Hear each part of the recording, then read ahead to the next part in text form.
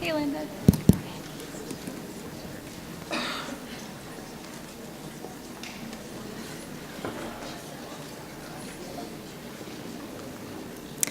Okay, good morning and welcome to day 2 of meeting 2 of the 2020 Dietary Guidelines Advisory Committee.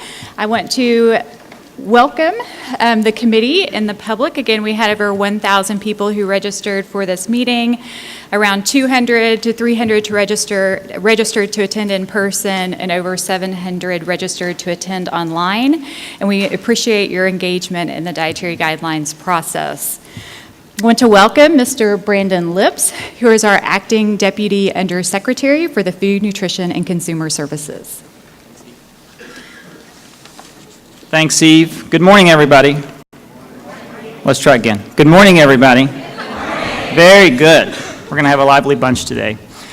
On behalf of Secretary Perdue, my colleague, Dr. Scott Hutchins, and our partners at the Department of Health and Human Services, I want to welcome everybody to day 2 of the second meeting of the Dietary Guidelines Advisory Committee. As Eve said, my name is Brandon Lips. I serve as the Administrator of the Food Nutrition Service and as Acting Deputy Undersecretary of the Food, Nutrition, and Consumer Services Mission Area at USDA. We're focused today on giving the public an opportunity to provide oral comments here directly, face-to-face with the advisory committee. While your comments are to the committee, I want you to know that we will have representatives from HHS and USDA here all day as well. This morning is dedicated to hearing from each of you. Your voice matters in this process.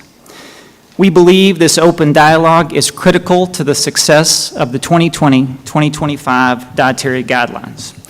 We are so pleased that so many of you chose to participate today, and we thank you for the time that you took out of your busy schedules to communicate directly with the committee. We know more people wanted to provide comments today than we had time for, and we wish that we could fit everyone in. The good news is that this round we have a second opportunity. For the first time in the Dietary Guidelines advisory process, there are 2 opportunities to provide oral comments to the advisory committee. Today, which is the first opportunity to hear from the public early in the committee's work, has happened in previous processes. There's now a second opportunity at a later meeting before the committee writes and presents its draft report at its final meeting. That second opportunity to provide oral comments to the committee will be at meeting 4, which will be on January 23rd and 24th in Houston, Texas. It's important to us that we hear from stakeholders across the country, so we thought it was important to get outside the DC bubble and speak with the people whose lives could be impacted by these guidelines. In December, be on the lookout for our announcement for the registration for that meeting to provide oral comments. If you haven't signed up at dietaryguidelines.gov to get our updates, please do that. Our email updates are our primary means to get word to you with announcements as soon as we have them. I would also like to quickly remind you about our ongoing call for public comments to the advisory committee. We opened this call last March, and it will remain open for you to submit your comments to the committee throughout the course of their work into 2020. You can find more information and find that link again at dietaryguidelines.gov.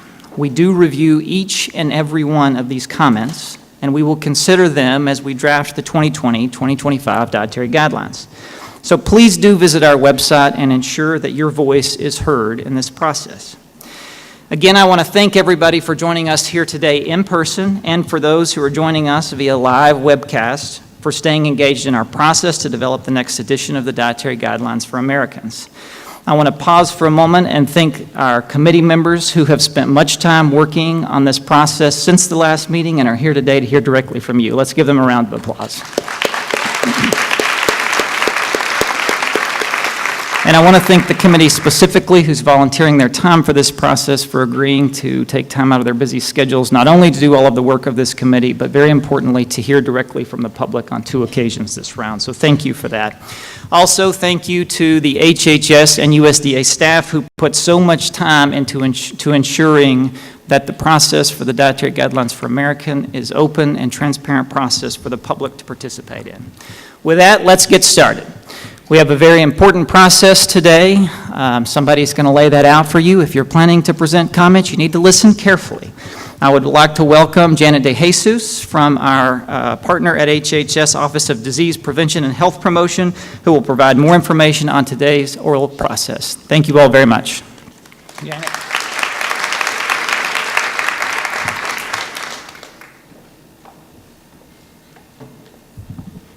Good morning. I'm going to give brief instructions for the oral comment session, and then we can get started. So individuals that are registered to provide oral comments to the committee will be able to provide 3 minutes total of comments. There are 72 speakers registered to provide comments and another 9 individuals on the standby list that, if time permits, will be able to provide their comments. We will move swiftly through the commenters in hopes that everyone will be able to participate.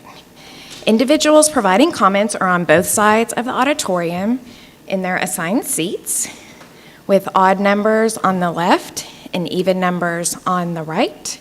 We will start with number 1 on the left, move to number 2 on the right, and go back and forth. Staff are situated in the auditorium to help with the process, and we have an announcer, Kelly Cassavale, that will call your number. Once your number is called, please step forward to the microphone, state your name and affiliation, and proceed with your remarks. A timekeeper seated at the front of the stage will start the 3-minute timer. Okay? And when your allotted time is finished, please conclude your remarks. We will be really appreciative of that.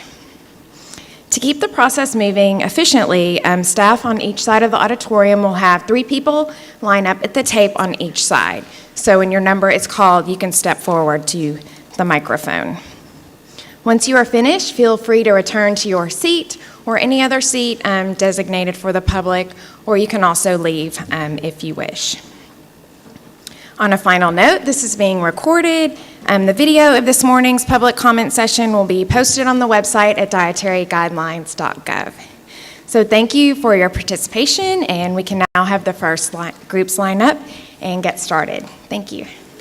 Commenter number 1. Hello, my name's Taylor Wallace with Think Healthy Group in George Mason University, and I'm providing comment on behalf of the Produce for Better Health Foundation, a nonprofit organization focused on fostering an environment where people can enjoy more fruits and vegetables in all forms and varieties at every eating occasion.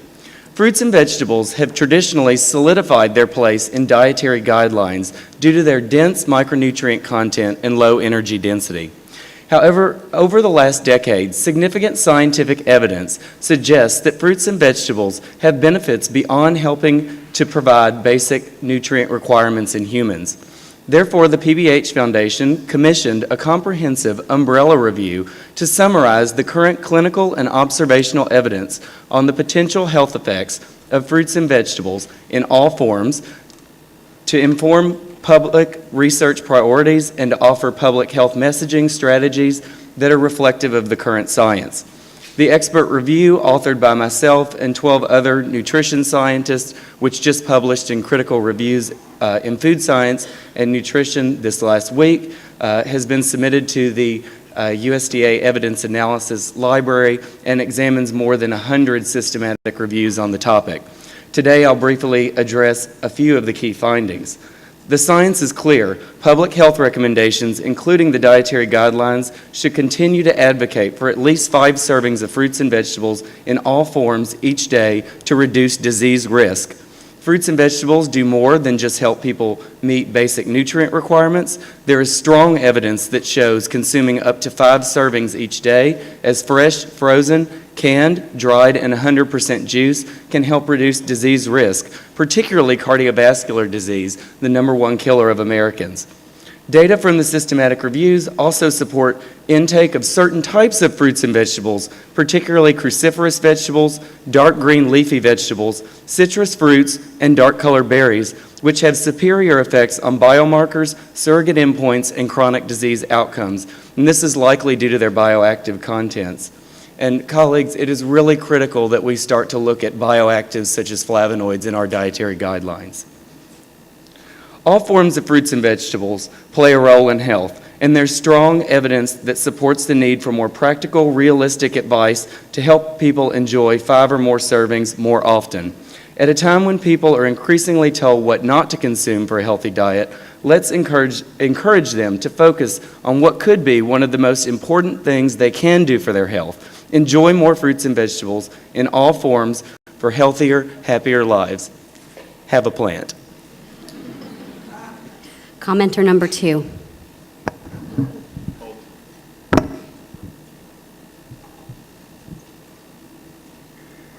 Good morning. My name is Sarah Reinhardt. I'm a public health dietitian and the lead analyst of food systems and health at the Union of Concerned Scientists in Washington, D.C. I want to thank the members of the committee for lending your time and your expertise to this process. Thank you to the staff at USDA and HHS for the work that you do to make this process transparent and accessible to the public. There is vast untapped potential to save lives and healthcare dollars through better nutrition in this country. Last month, the Union of Concerned Scientists released a report finding that if adults were able to meet current dietary recommendations for fruits and vegetables, we could prevent 110,000 deaths from cardiovascular disease and decrease medical costs by $32 billion in a single year. If adults were drinking one less sugar-sweetened beverage per day, we could prevent 19,000 deaths from type 2 diabetes and cut $16 billion in healthcare costs each year. And if adults were following science-based recommendations to eat little to no processed meat, we could prevent nearly 4,000 deaths from colorectal cancer and save $1.5 billion in healthcare spending. Based on these findings, the Union of Concerned Scientists has several key recommendations. 1, the USDA and HHS must ensure effective implementation of the dietary guidelines to translate science-based recommendations to meaningful results in communities across the country. Currently, there is insufficient investment and enforcement to integrate the guidelines across all federal agencies carrying out food and nutrition programs as required by the National Nutrition Monitoring and Related Research Act. 2, recommendations contained in the committee's scientific report and the resulting dietary guidelines must be consistent with the best available nutrition research to protect public health. For example, the current literature supports recommendations to consume little to no processed meat and to limit added sugar to, on average, no more than 6% of total daily calories. Number 3, to make decisions based on the best available research, the committee must have access to the best available research. We urge the USDA and HHS secretaries to allow the committee, as in previous cycles, to include high-quality external systematic reviews and meta-analyses in its evidence review process. Lastly, I'll leave you with a recommendation that we plan on addressing in forthcoming research. There is now overwhelming scientific evidence of the link between our diets and our changing climate, and for many, the consequences of climate change are already being felt. It is irresponsible for the dietary guidelines to continue to ignore the preponderance of evidence surrounding sustainability in diet. Doing so will threaten public health for generations to come. We urge the committee to carefully review this body of literature and include relating findings in your final report. Thank you. Thank you. Commenter number 3. Hi, my name is Jessica Hickson, and I am the Director of Government Affairs for SNAC International. Founded in 1937, SNAC International is the leading international trade association for the snack industry. SNAC represents over 400 companies worldwide, including snack industry suppliers, marketers, and manufacturers in both the traditional and emerging snack categories. SNAC greatly appreciates the opportunity to provide comment to the DGAC. As the leading trade association for the snack industry, we closely monitor snacking trends. According to the Hartman Group, 90% of consumers snack multiple times per day, and 7% only snack, not consuming any meals at all. According to IRI data, the average consumer snacks more than 2.5 times per day.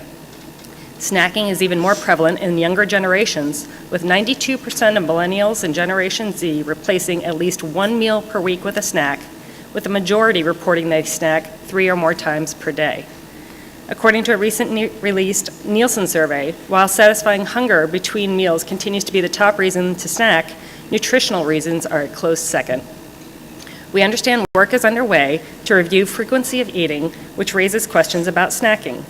Given that NHANES studies consider any food or beverage consumed outside a meal to be characterized as a snack, and because snacking is an undefined term in the literature and without a government definition, comparison across studies is very challenging. This sentiment was reiterated in the subcommittee's conversations around key definitions yesterday. While there is research that snacking can increase intake of calories generally, we want to note to the committee that our forthcoming written comments will identify a large number of studies that found snacking, or more frequent eating, is beneficial to health throughout the life stages, as well as a positive contributor to appetite, mood and cognition, and nutrient contribution. A 2017 national study found that due to the driving force of millennials, better-for-you snack options are more mainstream and have become widely available nationwide. While 20 years ago, it may have been challenging for snack producers to make healthier options taste as good as indulgent options, the snack industry is constantly evolving, and with new technology and flavor profiles, our members are able to provide consumers with nutritious options that taste good. Consumer preferences are changing, and health trends are increasingly evident. The increase in snacking occasions can be an opportunity to promote food groups to encourage, given that nearly 60% of consumers are either highly likely or likely to purchase better-for-you on-the-go snacks. Our industry is working to meet new demands for natural, minimally processed foods that incorporate real fruits, vegetables, nuts, seeds, pulses, and more. We look forward to providing you with more information of snacks and snacking over the next few months. Again, we want to thank the committee for their important work, and we look forward to working with you. Commenter number 4. Good morning. My name is Melissa Maton-Shepard, and on behalf of the American Institute for Cancer Research, thank you for the opportunity to provide comments today. AICR is the leading U.S. authority on the links between diet, weight, physical activity, and cancer prevention and survival. As part of the World Cancer Research Fund International Network, AICR funds, gathers, and comprehensively analyzes global scientific research on the roles of diet, weight, and physical activity in cancer risk, and publishes expert reports that are trusted, authoritative scientific resources that underpin current cancer prevention recommendations and policy priorities.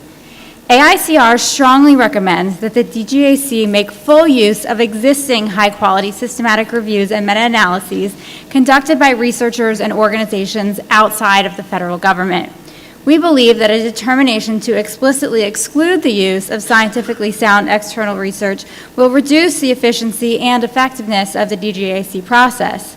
Several of the DGAC's research questions have been addressed by existing high-quality reviews and meta-analyses, and these reports provide particularly important information concerning the relevant dose-response relationships. For example, the DGAC's research question on the connection between alcohol consumption and cancer risk can be addressed by meta-analyses on the relationship between alcohol consumption and 6 types of cancer, which show that the level of consumption associated with increased risk differs substantially by cancer type. This conclusion may not be reached using a systematic literature review alone. Excluding the use of high-quality systematic reviews and meta-analyses is an unnecessary and inefficient departure from the evidence review process used by the 2015 DGAC, which utilized existing systematic reviews, meta-analyses, or reports to answer 45% of its research questions. The National Academies Committee that reviewed the process to update the dietary guidelines recommended the use of existing research that is relevant, timely, and high quality. Instead of unnecessarily duplicating existing research, we recommend that NESR more efficiently focus its time on updating existing high-quality systematic reviews and developing new ones only where they do not already exist. We will be submitting a letter to the docket with this recommendation that has been signed by more than 25 national organizations, including the American Society for Nutrition, the Academy of Nutrition and Dietetics, the American Heart Association, and the American Diabetes Association. And in addition, AICR will provide detailed written comments with recommendations regarding methodology, research conclusions, and their implications for each of the DGAC's scientific questions related to the risk of cancer or excess weight. Thank you for considering our comments. Commenter number 5. Good morning. I'm Dr. Joy DeBow, Head of Nutrition at Unilever, and appreciate the opportunity to provide oral comments. Americans do not always consider beverage intake part of their total caloric intake or dietary pattern. However, we know that beverage consumption has a direct impact on health, and we would like to highlight 2 major points related to beverages. First, we believe there's a gap in the current dietary guidelines in providing clear overarching guidance and more specific recommendations on beverage consumption. The current guidelines are limited by not fully detailing specific types and amounts that should be consumed as part of a healthy dietary pattern. With this, we encourage the committee to include a comprehensive analysis of types and amounts of beverages within dietary patterns and their impact on specific health outcomes based on clinical consequences. This would include beverages that not only achieve nutrient and food group recommendations, but also bioactive, such as flavonoids, which have demonstrated clinical significance. We recommend that USDA and HHS provide healthy beverage guidelines, including those that deliver bioactive components associated with optimal health. Second, we know beverages have an important role in optimizing health. An example of this would be unsweetened tea, which is the second most commonly consumed beverage in the world. The current preponderance of evidence suggests that long-term consumption of tea flavonoids may provide health benefits, with the strongest associations being the promotion of cardiovascular health, which is important as cardiovascular disease is the leading cause of death in the U.S. Of the many dietary sources, tea is the major flavonoid source in the American diet. A new systematic review and meta-analysis recently accepted with edits into the Annals of Internal Medicine indicates a linear dose-response relationship between tea flavonoid intake levels and risk of all-cause mortality. The linear meta-regression model showed that with each cup of daily green or black tea consumption, there was a 2% reduced risk for all-cause mortality. There was also a linear dose-response relationship between tea flavonoid intake levels and risk of cardiovascular mortality. The linear meta-regression model showed that with each cup of daily green or black tea consumption, there was a 3 to 4% reduced risk for cardiovascular mortality. Overall, the preponderance of scientific evidence supporting the role of unsweetened tea in a healthy dietary pattern is strong based on clinical evidence. This data is robust and supports a case that unsweetened tea can be included as a beverage to encourage as part of a healthy dietary pattern. We recommend that USDA and HHS help shape Americans' beverage consumption by recommending unsweetened tea as a primary beverage option.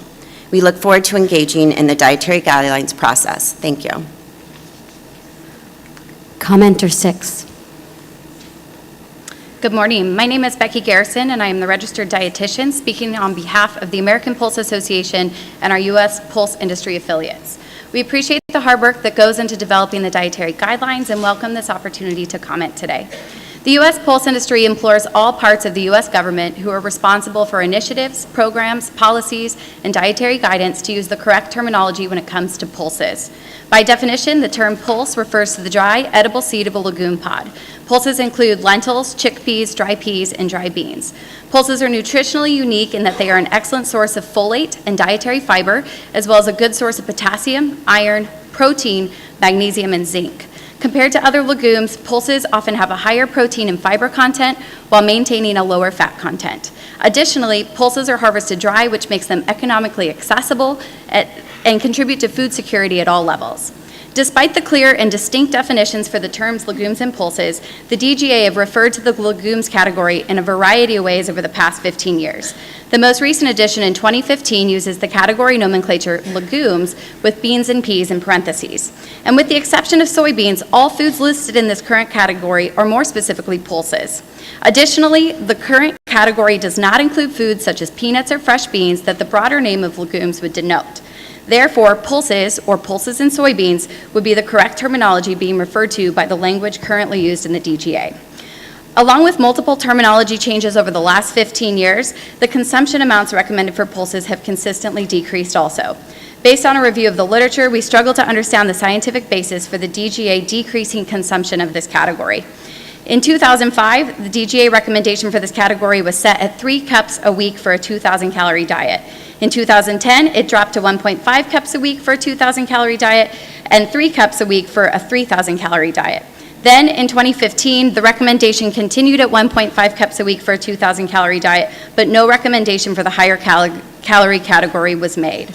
In summary, we ask that the DGAC correct and standardize the food category terminology in its upcoming report from legumes with beans and peas in parentheses to pulses and soybeans. And in the interest of the public, we strongly recommend the DGAC clearly defines pulses and recognizes the benefits of pulses within the report. Lastly, we recommend the DGAC update its dietary pattern recommendation to include 3 cups of pulses per week for all Americans as it was in 2005. Again, the American Pulse Association and our affiliate groups greatly appreciate the opportunity to comment and strongly support this forthcoming initiative. Thank you. Commenter 7. Good morning, committee members, and thank you for the opportunity to speak today. My name is Nicole Manu, and I am from the Good Food Institute. GFI is a Washington, D.C. based nonprofit organization supporting the markets of plant-based and cell-based meat, eggs, and dairy. The health benefits of a diet rich in plant-based foods are supported by overwhelming scientific and medical evidence. Therefore, the committee should recommend a stronger emphasis on plant-based foods in the 2020 Dietary Guidelines for Americans. In particular, a range of new and innovative plant-based foods are now in the market that can make it easier for the public to make healthy food choices. Additionally, the guidelines should encourage the consumption of non-animal-based proteins to all Americans rather than only highlighting them in the healthy vegetarian eating pattern. Plant-based meats present one opportunity for the committee to recommend a greater variety of plant-based foods in the upcoming guidelines. Plant-based meats provide a direct replacement for animal meat. They include both products that seek to replicate the taste and texture of animal meat, as well as plant-forward products that serve as functional meat replacements. Many plant-based meats have just as much or more protein than animal meat while containing less sodium and saturated fat.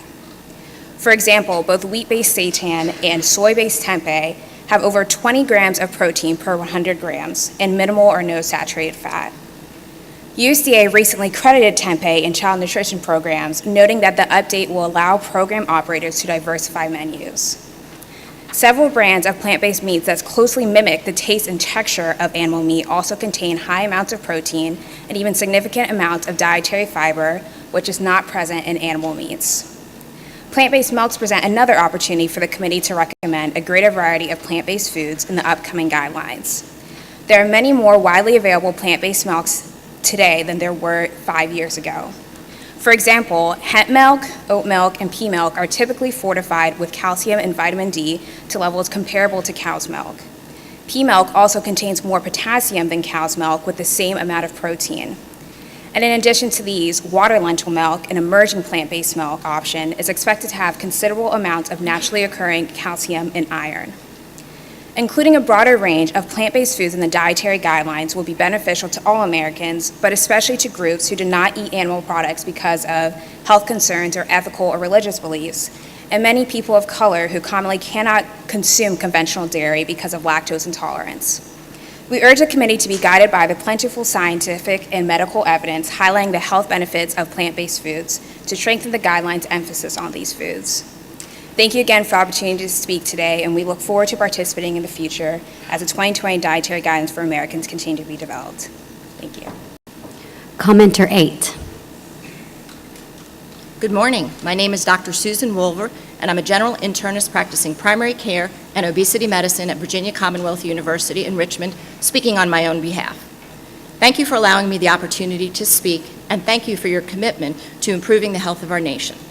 I am here to implore you to consider the mounting evidence in support of a low-carbohydrate diet as a viable and necessary approach in the new dietary guidelines.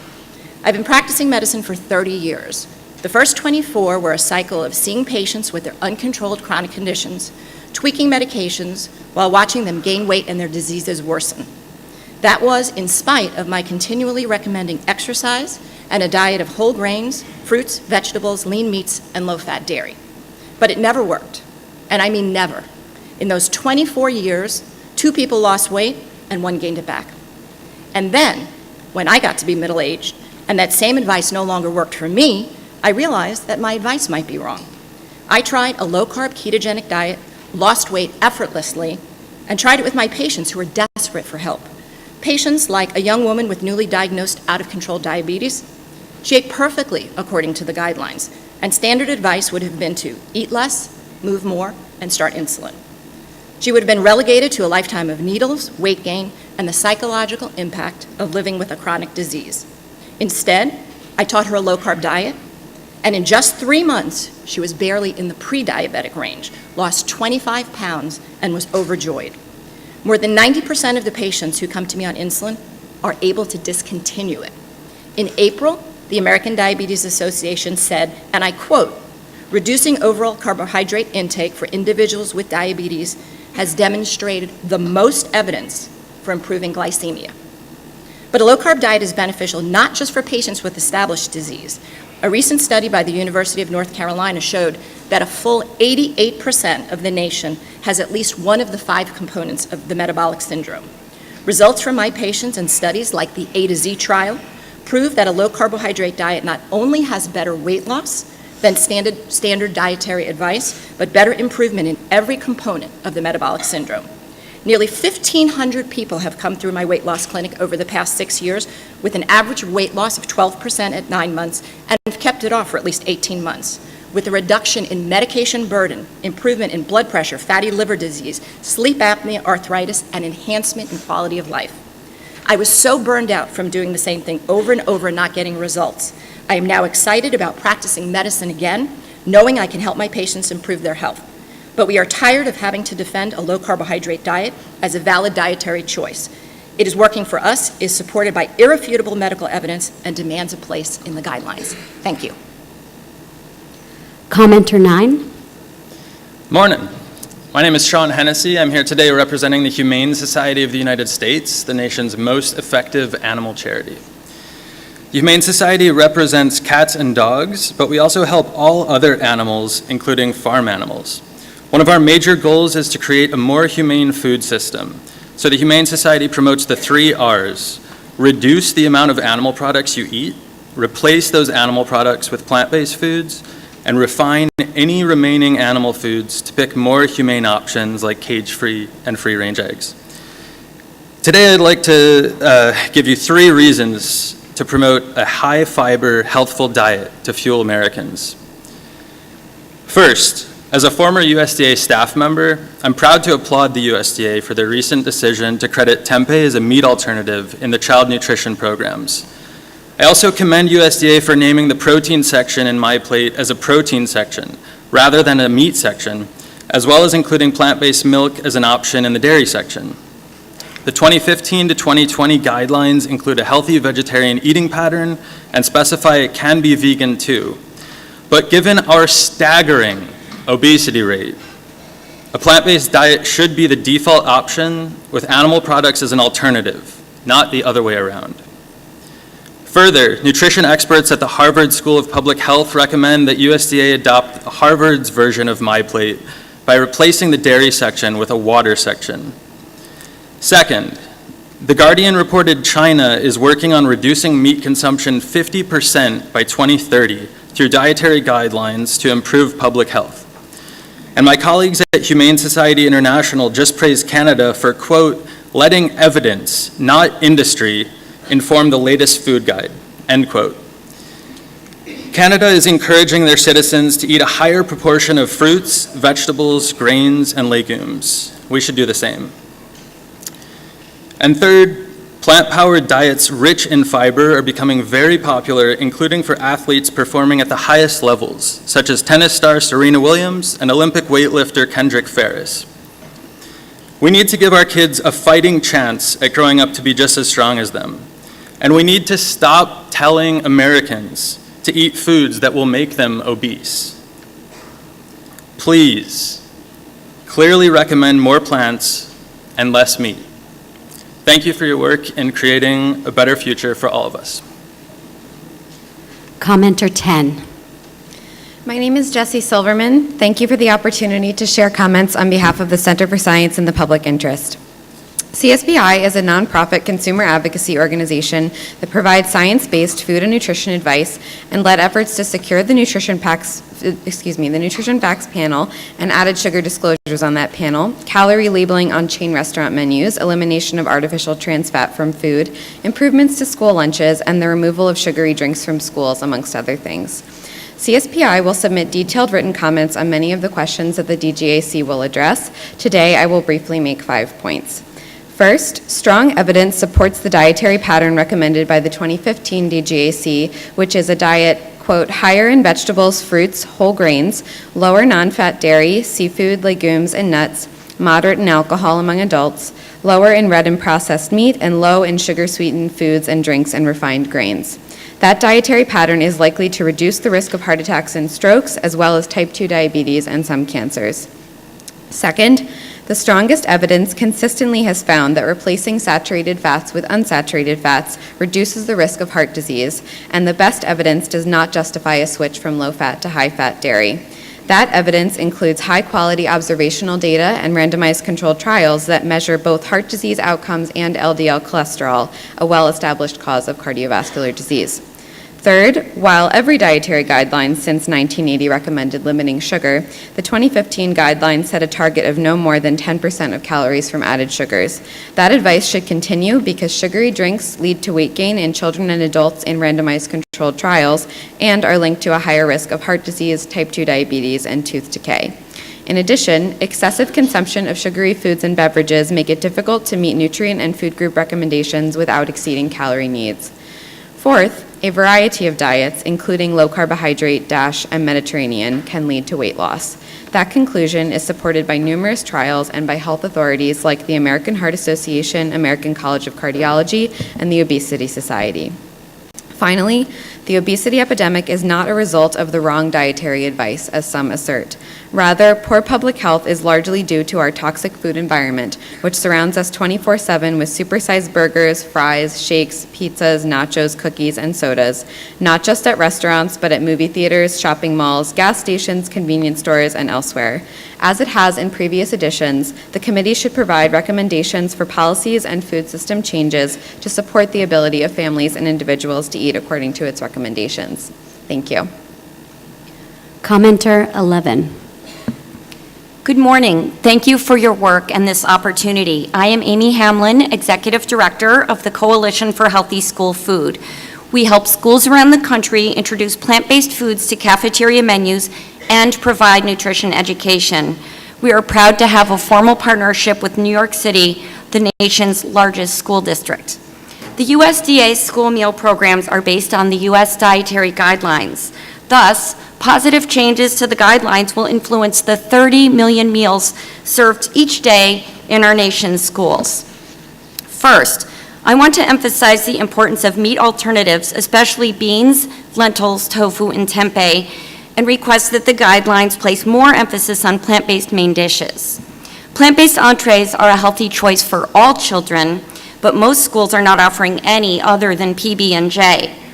What is common on school menus is processed meat, such as deli slices, pepperoni, sausage, and hot dogs. But processed meats are classified as Group A carcinogens by the World Health Organization. They have no place in our diet. Since many children count on school meals for their nourishment, and children are more susceptible to carcinogens than adults, we ask the committee to discourage the consumption of processed meats and plainly state that they cause cancer. Second, we urge you to remove dairy as a food group. Schools are required to offer milk, but research shows that milk does not build strong bones. What's more, people of color have high rates of lactose intolerance. Humans simply have no need for milk past the age of weaning, much less milk from another species. For our guidelines to be encouraging consumption by people whose normal biology does not tolerate it is frankly a form of racial bias. Another common problem is chronic constipation in children from undiagnosed dairy allergies. So we encourage you to remove the dairy as a food group and add a calcium group, and encourage greens, beans, and other high calcium plant foods, as well as exercise for bone strength. At the very least, the guidelines should promote the inclusion of non-dairy milks wherever cow's milk is offered. Third, we recommend the guidelines address the issue of processed foods because unfortunately, limits on calories, sodium, and fat still leave too much room for artificial and fiber-deficient ingredients. Virtually all foods displayed at school food expos are processed. At a recent conference where we served main dishes made from scratch, one employee of a food company said to me, "I don't mean to be a wise guy, but you're actually cooking food. What are you selling?" I told him, "We're selling good health." Finally, I want to urge the committee to consider the role of animal agriculture on the climate crisis in your recommendations. Thank you for your attention to these important matters, which could make a huge difference for all people in the United States, especially our nation's children. Commenter 12. My name is Susan Levin. I am a registered dietitian at the nonprofit Physicians Committee for Responsible Medicine and the nonprofit Primary Care Clinic Barnard Medical Center. I'm here today to ask the committee and ultimately the USDA to follow the path of evidence-based guidelines that have been improved upon but not perfected by recent iterations of the committee's report. More diligence for facts and scrutiny against the pressures of industry is needed. One of the most outdated recommendations by the Dietary Guidelines is its commercially oriented push for Americans to consume dairy. What may have started as an attempt to stabilize dairy prices has become a serious health problem for many and has justifiably been criticized as racist practice for two reasons. First, dairy products are not well digested, if digested at all, by most people who are not white. And further, as the leading source of saturated fat in the diet, dairy products contribute to chronic diseases, including heart disease and prostate cancer, that disproportionately harm or kill people of color. In later childhood or early adulthood, the majority of Black, Asian, and Native American people lose the lactase enzymes that digest the lactose sugar in milk and other dairy products. Commonly referred to as lactose intolerance, this is not a disease, but is rather the normal human condition. Due to the prevalence of lactose intolerance and the symptoms it causes, milk consumption should not be recommended. Americans are well past accepting Northern European-centric dietary recommendations that do not work well for most people. The dietary guidelines need to reflect and respect that change. The American Medical Association's official policy is that the USDA should, quote, include culturally effective guidelines and recognize that lactose intolerance is a common and normal condition among many Americans. And they go on to say that the dietary guidelines for Americans should clearly indicate that dairy products are optional. As a dietitian who has repeatedly corrected ailing patients' misconceptions about the necessity of milk in the diet, I ask you to make that information available to all as soon as possible. This should not be suppressed information that protects industry while harming people. Let us look to our neighbors to the north. Canada's decision to remove milk from a prominent position in the Canadian Food Guide is a testament to that nation's ability to support and respect science and its multicultural population. America should be no less aware and no less accountable to all of its people. Thank you. Commenter 13. Good morning to everyone in the committee, and thank you for this opportunity to speak. I'm Dr. Priyanka Wally. I'm a practicing physician from California who specializes in obesity medicine. I have treated thousands of patients who suffer from obesity and obesity-related complications such as diabetes and metabolic syndrome. I work on the front lines, and I use nutritional plans as a therapeutic tool for my practice every day. I'm here because I'm very concerned that the current nutritional guidelines do not reflect the current health status of our nation. You know, if laughter was the best medicine, then the nutritional guidelines are best practice because they're a joke that's fallen flat. And I believe that's because the committee has forgotten the #1 rule when it comes to joke writing: know your audience. Well, let me tell you about your audience. 1 in 5 Americans has diabetes. 1 in 3 has prediabetes. This is a disease that will kill you slowly by eating away at your brain, your vision, your vital organs. We suspect that 50% of Americans right now have prediabetes. They just don't even know it. These are diseases caused by high insulin levels, which is caused by eating carbohydrates. And it doesn't matter if it comes from whole grain or cane sugar or 100% fruit juice. A carb is a carb is a carb. If you have prediabetes or diabetes, you are essentially carbohydrate intolerant, meaning when you put carbs in your body, it becomes affecting your hormones, you become hormonally imbalanced, and you become sick. These are the medical facts. The current guidelines advise that consuming no more than 10% of calories from excess sugar.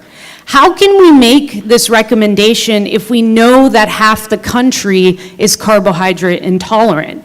It's like if you knew someone had a life-threatening food allergen, you wouldn't tell them, well, avoid the food allergen, but you can eat up to 10% of your calories of that allergen. You would tell them, no, avoid this allergen at all costs. So why would it be any different with sugar? If there are people in this country who are carbohydrate intolerant, and that's half the country, please change the excess sugar limit recommendation from 10% to 0%. Please reduce the recommended carbohydrate intake by half to reflect the current health status of our nation. The guidelines are a joke now, but they don't have to be. The guidelines should be medicine because food is medicine. I've seen it in my practice with my patients, and right now we are prescribing the wrong medicine for our country. Thank you. Commenter 14. Good morning. I'm Casey Gallimore, Director of Regulatory and Scientific Affairs at the North American Meat Institute, whose members produce the vast majority of beef, pork, lamb, and poultry in the United States. Consumer health and safety are the driving forces in the production of meat and poultry products.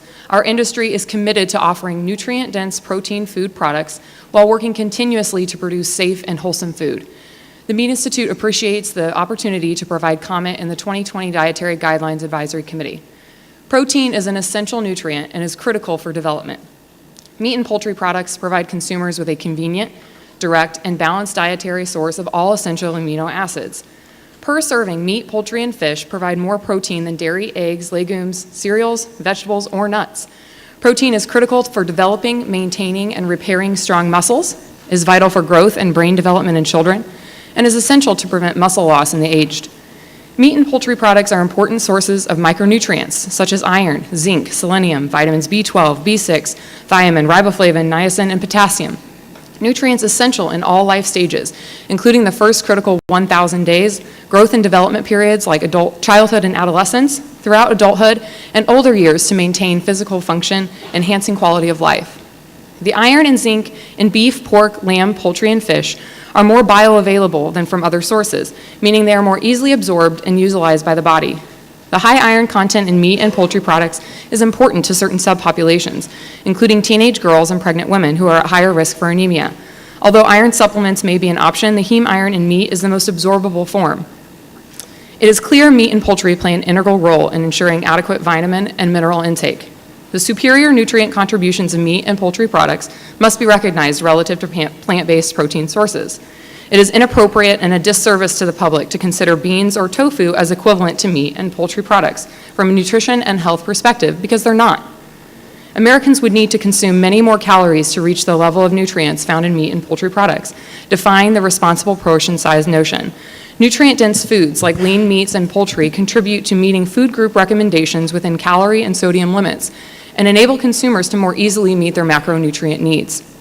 Although the Meat Institute supports including meat and poultry in the diet, it's understood that those products can be a part of the diet, not the entire diet. Balance, variety, and moderation in a dietary pattern in combination with an active lifestyle are the keys to positive health outcomes. The dietary guidelines are the foundation for nutritional policies and are intended to measurably improve the health of Americans. The Meat Institute supports dietary guidance that is practical, achievable, and affordable. The Meat Institute looks forward to submitting more detailed comments through the committee's deliberations. Thank you. Commenter 15. Good morning.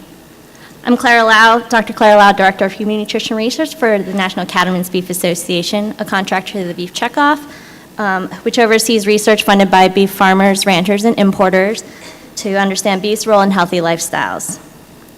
Beef is a foundational food that nourishes and optimizes health at every life stage. Beef is a nutrient-rich, high-quality protein food Americans enjoy eating as part of a healthy diet. While the RDA for protein, which was developed to meet minimum requirements, evidence suggests that protein intake higher than the RDA, but within the AMDR, may help adults achieve and maintain a healthy weight, muscle mass, and reduce the risk of sarcopenia. During pregnancy and the early years of life, beef delivers the necessary protein, zinc, choline, B vitamins, and iron, which leading health organizations such as AAP recognize for supporting physical growth and neurocognitive development in infants and children. Americans eat beef within dietary guidelines. In fact, Americans eat an average of 1.7 ounces of beef per day. And beef is leaner than ever before, with more than 38 cuts meeting USDA's definition for lean. As more Americans are overweight and obese, we need every calorie to count. Americans are getting fewer calories and less fat from nutrient-rich beef, which contributes 5% of total calories and 15% of total protein to daily diets. No other protein food delivers the same package of 10 essential nutrients at 10% or higher than their respective daily values per serving. Beef can be the principal protein food in heart-healthy diets such as DASH and the Mediterranean-style pattern. Over 20 gold standard studies have shown that beef contributes favorably to heart health and other positive health outcomes. There's a need to systematically review the totality of evidence using best practices that are thorough, transparent, and relevant. Reliance on dietary patterns have limited ability to discern individual food recommendations, and in 2015 resulted in the exclusion of randomized clinical trials or RCTs of beef and heart-healthy diets. On the other hand, data from well-designed RCTs where beef is included in healthy diets can balance this challenge. People follow dietary guidance that recognizes personal preferences, habits, and cultural beliefs. Americans have enjoyed beef for centuries, and it's part of most Americans' diets, traditions, and celebrations. To close, beef is a foundational food that nourishes at every life stage. Calorie for calorie, no other protein food delivers the same package of essential nutrients. Beef is the top protein choice for most Americans, yet they are not over-consuming, but rather eating within guidelines. High-quality evidence shows there's an opportunity to help Americans enjoy more beef and healthy dietary patterns. Thank you. Commenter 16. Good morning. My name is Audrey Lawson-Sanchez, and I'm here on behalf of the public health and nutrition advocacy organization I run called Balanced. But there are a few things I could say as a professional that many of my colleagues will say later or have already said. So I stand here in my most important role, and that's as a mother. I don't think it is an overstatement to say it is exceptionally difficult to parent in 2019, and I'm sure many of you understand the challenges. And in no places are those challenges more pronounced than at the kitchen table or the lunchroom. And I know you all know how hard it is to teach children what to eat, and how to develop those lifelong healthy skills. And arguably, it is harder now than it has ever been, or than it has been in recent history, because as our food system and our diets have become increasingly imbalanced, our children and our families have grown increasingly less healthy. Our children and our families are over-consuming ultra-processed foods high in cholesterol, saturated fat, sodium, sugar, in excess but empty calories. And I don't have to tell you, but our families are experiencing unprecedented rates of diet-related disease, and they're affecting our children younger and younger, with this generation of children being the first in over 200 years to have a predicted lifespan shorter than that of their parents. And listen, I'm a realist. I understand the limitations that the dietary guideline recommendations have on the behavior of everyday Americans. But I also understand the profound impact the dietary guidelines have in places that matter so much, like schools and hospitals, when we're talking about what our most vulnerable populations eat or have access to on a regular basis. And so now is not the time to settle for the status quo or to build a consensus around minimally good enough. It's certainly not the time to allow any part of the food industry to influence dietary guidelines. Now is a time for bold, evidence-based dietary guidelines that put the health of our children and our families first. And so I ask you today, as you develop and build these guidelines, to think about your own families, to think about your own children, and build the guidelines that you would want for them, the guidelines that you live by, the guidelines that dictate the sort of food that you eat. Because I promise you this, what you want for your families, everyone wants for their family. And that is a long, healthy, nourished lives. Thank you. Commenter 17. Good morning. My name is Molly Van Loo, and I'm with the United Fresh Produce Association. Thanks to each of you on the committee, as well as the staff at USDA and HHS for your dedication to this process. First, I will of course emphasize that evidence continues to support dietary patterns recommended by earlier guidelines around eating a diet higher in fruits and vegetables. Unfortunately, we know that the fact is that most Americans struggle to meet the dietary guidelines recommendations. Nevertheless, they are important. The good news is there is evidence showing success when the guidelines are followed. Recent data shows that 2 to 4-year-olds participating in the WIC program since 2010 show declining rates of obesity after a steady rise in earlier decades. In 2009, WIC updated its food package to align with the dietary guidelines, including a voucher enabling recipients to purchase a wide variety of fruits and vegetables. Further data shows that these families are maintaining their healthy shopping habits when their families age out of the WIC food package. Beyond WIC, CDC data indicates that there has been a 67% increase in children's consumption of fruits and forms that are consistent with the DGA recommendations. And in the National School Meals Program, with its updates to nutrition standards in 2012 to align with the DGA, evaluation data shows that children are eating more fruits and vegetables in the program than they were pre-standards. The federal Fresh Fruit and Vegetable Program also has proven to increase consumption in children. So we know that change is possible, particularly institutionally, but there's still more we need to understand and appreciate the broad range of questions being considered. One in particular that is being asked by the Data Analysis and Food Pattern Modeling Cross-Cutting Working Group is around how dietary intake and patterns track across life stages. For fruits and vegetables in particular, we know that in the early years of a child's life, they meet or are closer to meeting intake recommendations than older youth and certainly more than adults. Understanding which foods are instead being consumed throughout these transition and life stages and the why could help us implement systems changes needed to increase consumption and better assure alignment with recommendations. We strongly encourage the committee to consider these needs. Thank you. Commenter 18. Good morning. My name is Amy Lanou. I am the Executive Director of the North Carolina Center for Health and Wellness at University of North Carolina, Asheville. I'm here on behalf of myself. As a nutrition professional and a university professor, I've been giving oral comments to this esteemed body for 20 years.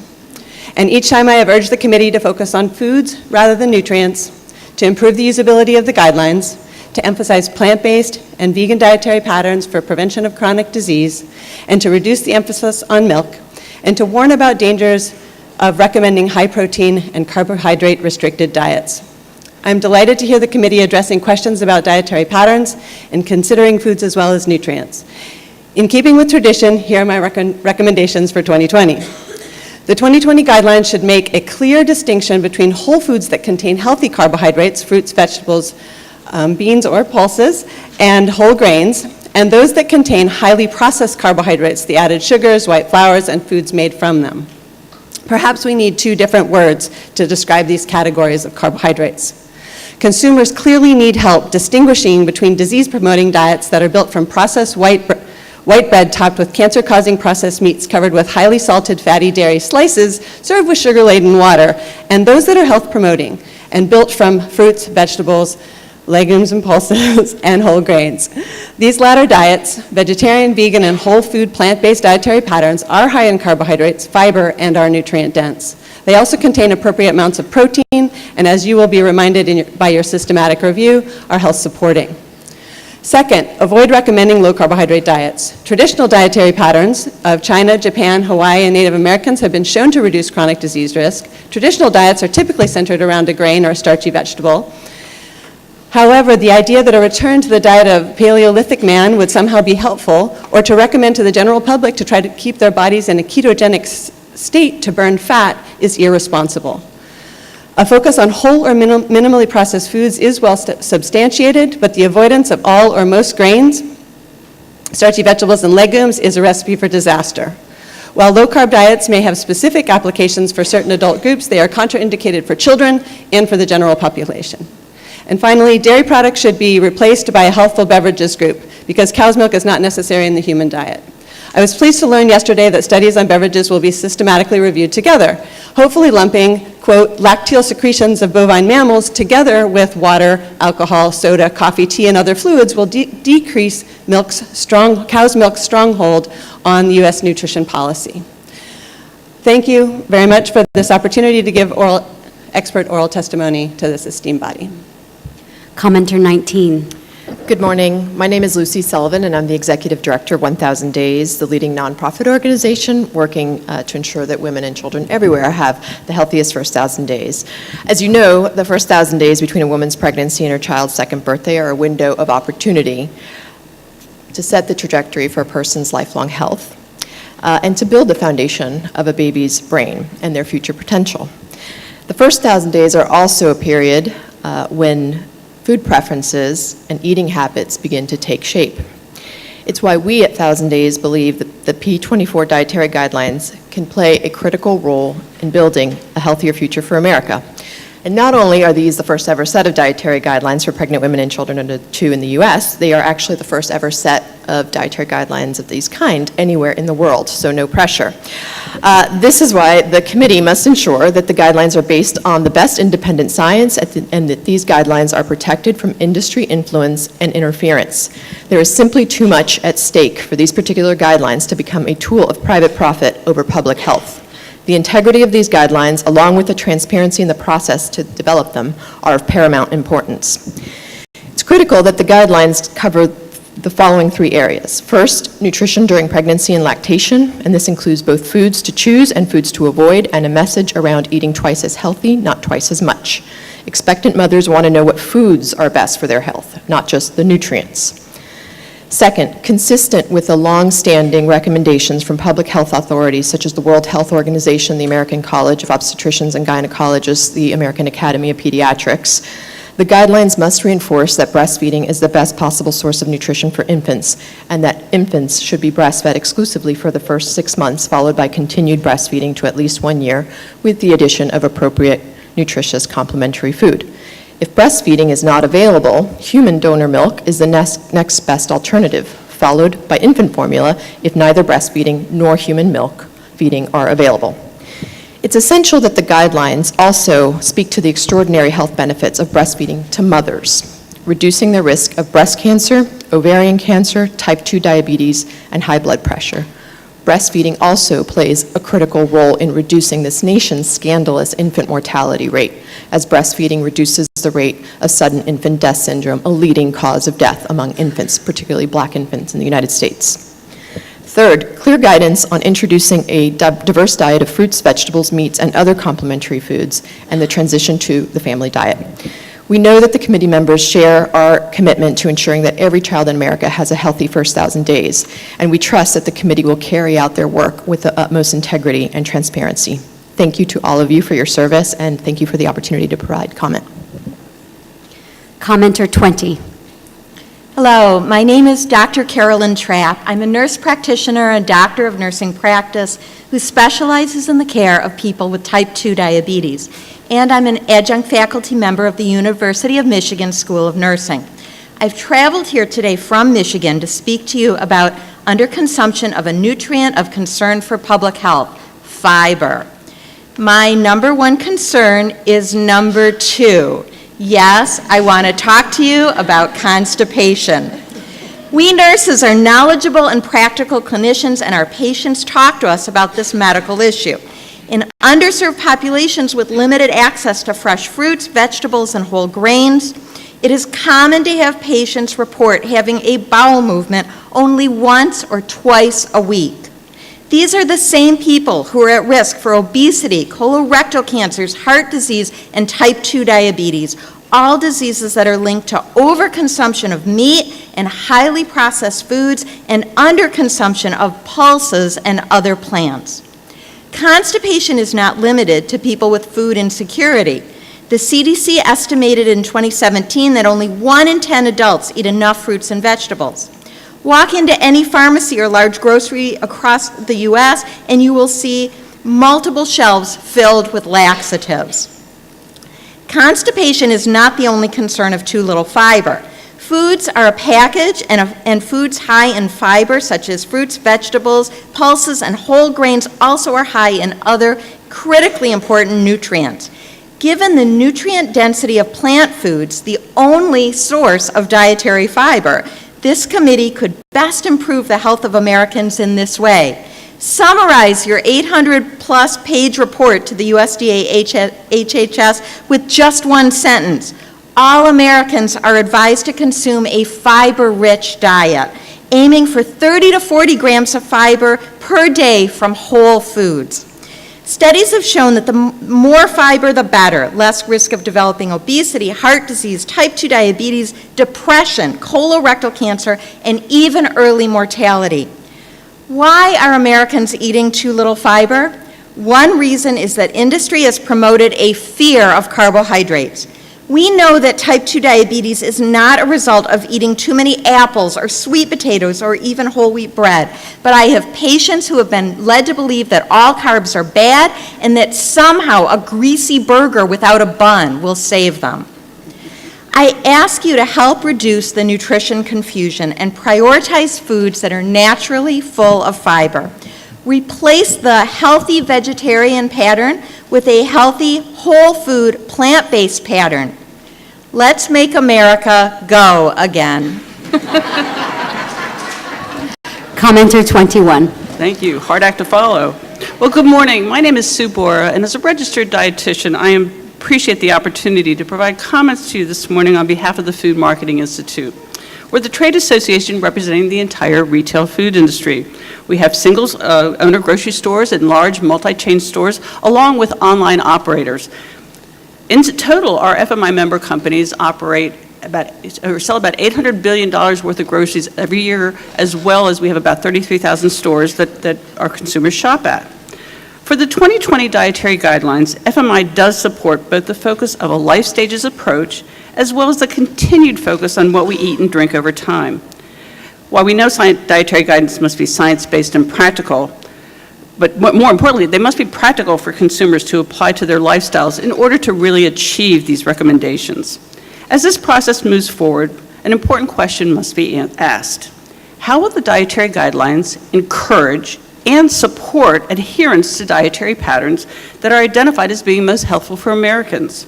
This is a topic very near and dear to FMI members, as the supermarket industry has long been committed to helping consumers achieve and maintain a healthy, balanced diet. Retailers have created a marketplace for nutrition and health information. They continually strive to find new and innovative ways to facilitate healthy choices in their stores, and this will help improve eating behaviors among our shoppers. In fact, 95% of supermarkets currently employ registered dietitians who assist in identifying healthful choices at point of purchase. They support the preparation of nutritious meals through demonstrations, meal kits, and much more. All this positions food retailers in a unique situation to really help consumers achieve their health goals. However, we all know adherence to the recommended patterns is as important as the patterns themselves, which makes it necessary for us to explore how and where foods and meals that comprise dietary patterns are consumed. With that in mind, to improve the health of Americans, policy must include guidance related to building healthy habits, which starts at the breakfast, lunch, and dinner table. Existing research, including FMI research, indicates that those who eat and cook at home eat more fruits and vegetables and consume fewer calories, fats, and sugars. Furthermore, emerging research indicates that children and adolescents that share family meals at home are more likely to be in a normal weight range and have healthier dietary eating patterns, as well as emotional health benefits. Two previous editions of the dietary guidelines provided suggestions to eat at home as a ways to lower calories, and FMI strongly encourages this for the future. The committee could also consider the importance of consuming family meals at home based on existing and emerging research. In conclusion, the next frontier to benefit public health is truly identifying science-based approaches to increase adherence to dietary guidance and encouraging family meals consumed at home through guidance as a logical approach to consider when developing guidance that facilitates healthy lifestyles. Thank you. Commenter 22. Thank you for the opportunity to address the future dietary guidelines for Americans. My name is Dale Hayes. I'm a registered dietitian and president for Nutrition for the Future, based in Montana.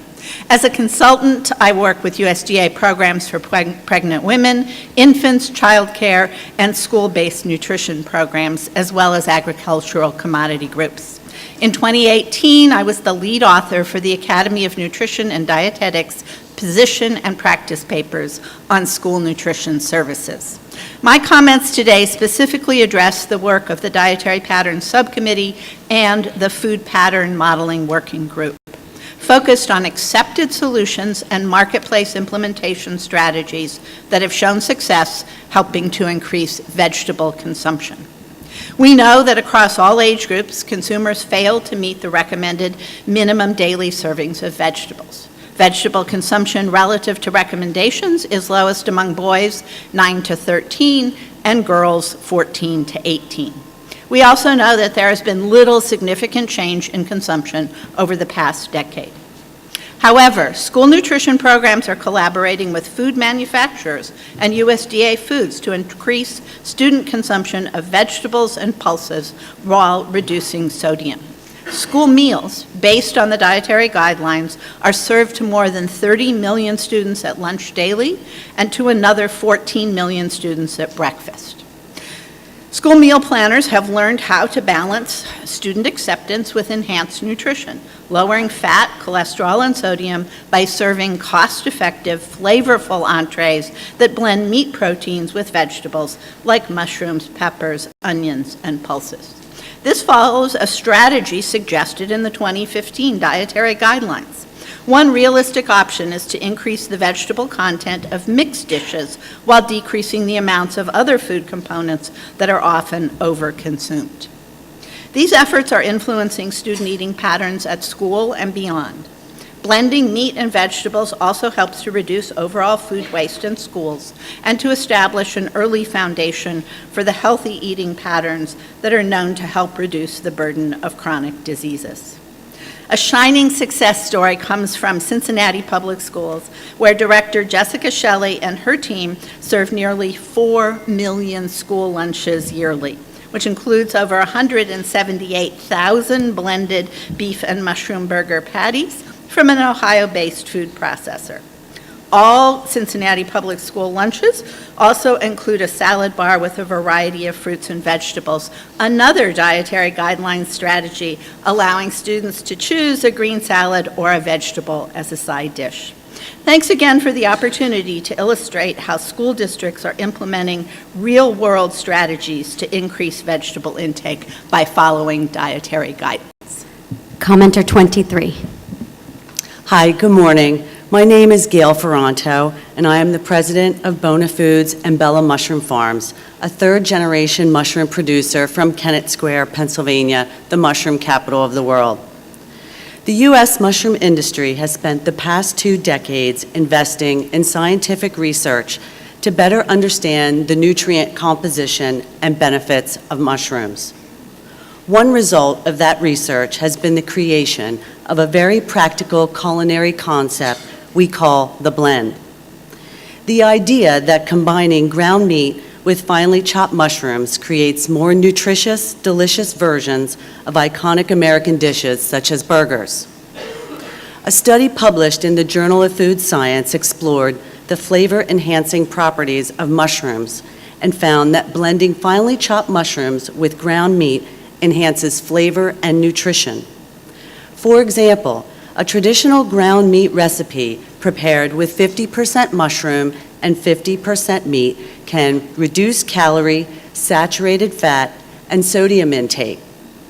Add nutrients like vitamin D, potassium, B vitamins, and antioxidants, and enhance overall flavor thanks to mushrooms' natural umami.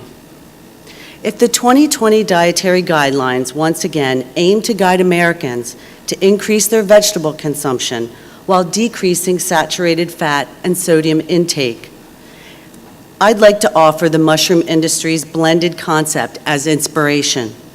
It's a real-life solution that now has been adopted by hundreds of schools and colleges, and even embraced by fast food chains such as Sonic Drive-Ins, which is the first national chain to adopt the blended burger to their menu.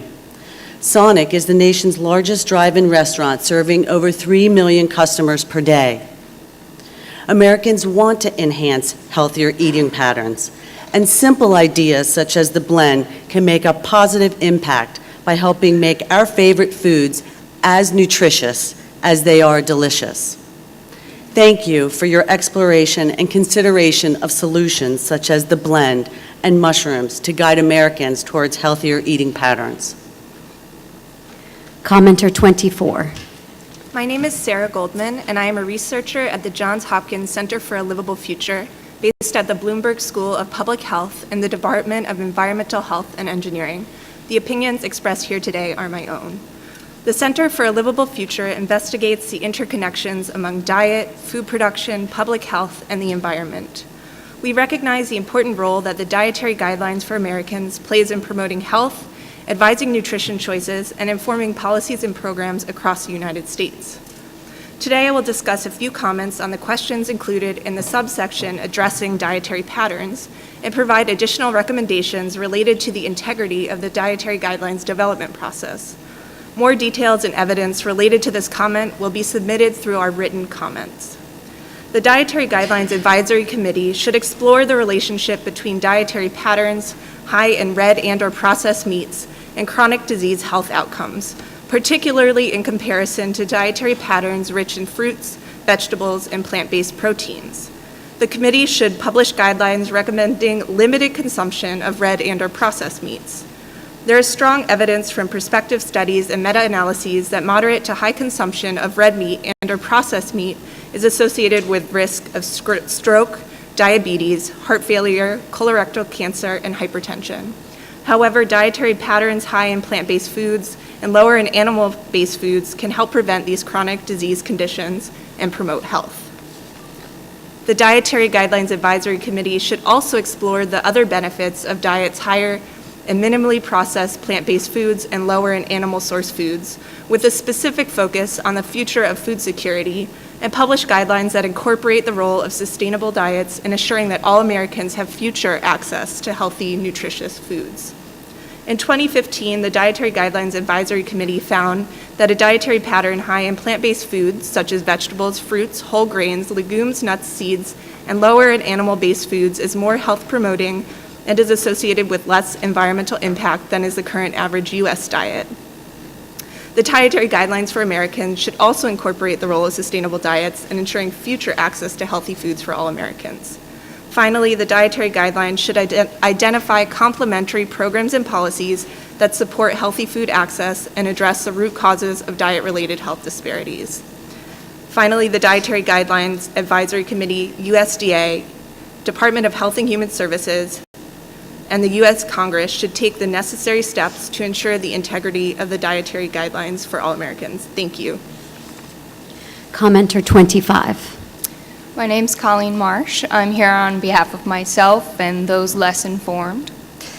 The topic of added sugar has brought me here from North Carolina. As a retired athlete and disabled veteran, I can attest to the positive effects reducing dietary sugar has on inflammation and chronic pain. As a pharmaceutical rep, I've witnessed the degenerative effects of diabetes, and now as a public health master's student, I have a voice to advocate. Literature reviews from reputable sources show a correlation between sugar intake and disease such as diabetes, cardiovascular disease, and cancers. It would be naive to single out sugar as the only dietary contributor to poor health, but it is a contributor to the development of chronic disease, a contributor Americans are woefully uneducated about. I'm here to ask that the 2020 guidelines list the recommendation for sugar as they do the other contributors to metabolic disease, by listing the grams allowed per day. Page 15 of the guidelines, key recommendation, states sugar should be limited to 10% of caloric intake. Listing the recommendations in this way requires a knowledge of a 2,000 calorie diet to then begin a two-step math problem.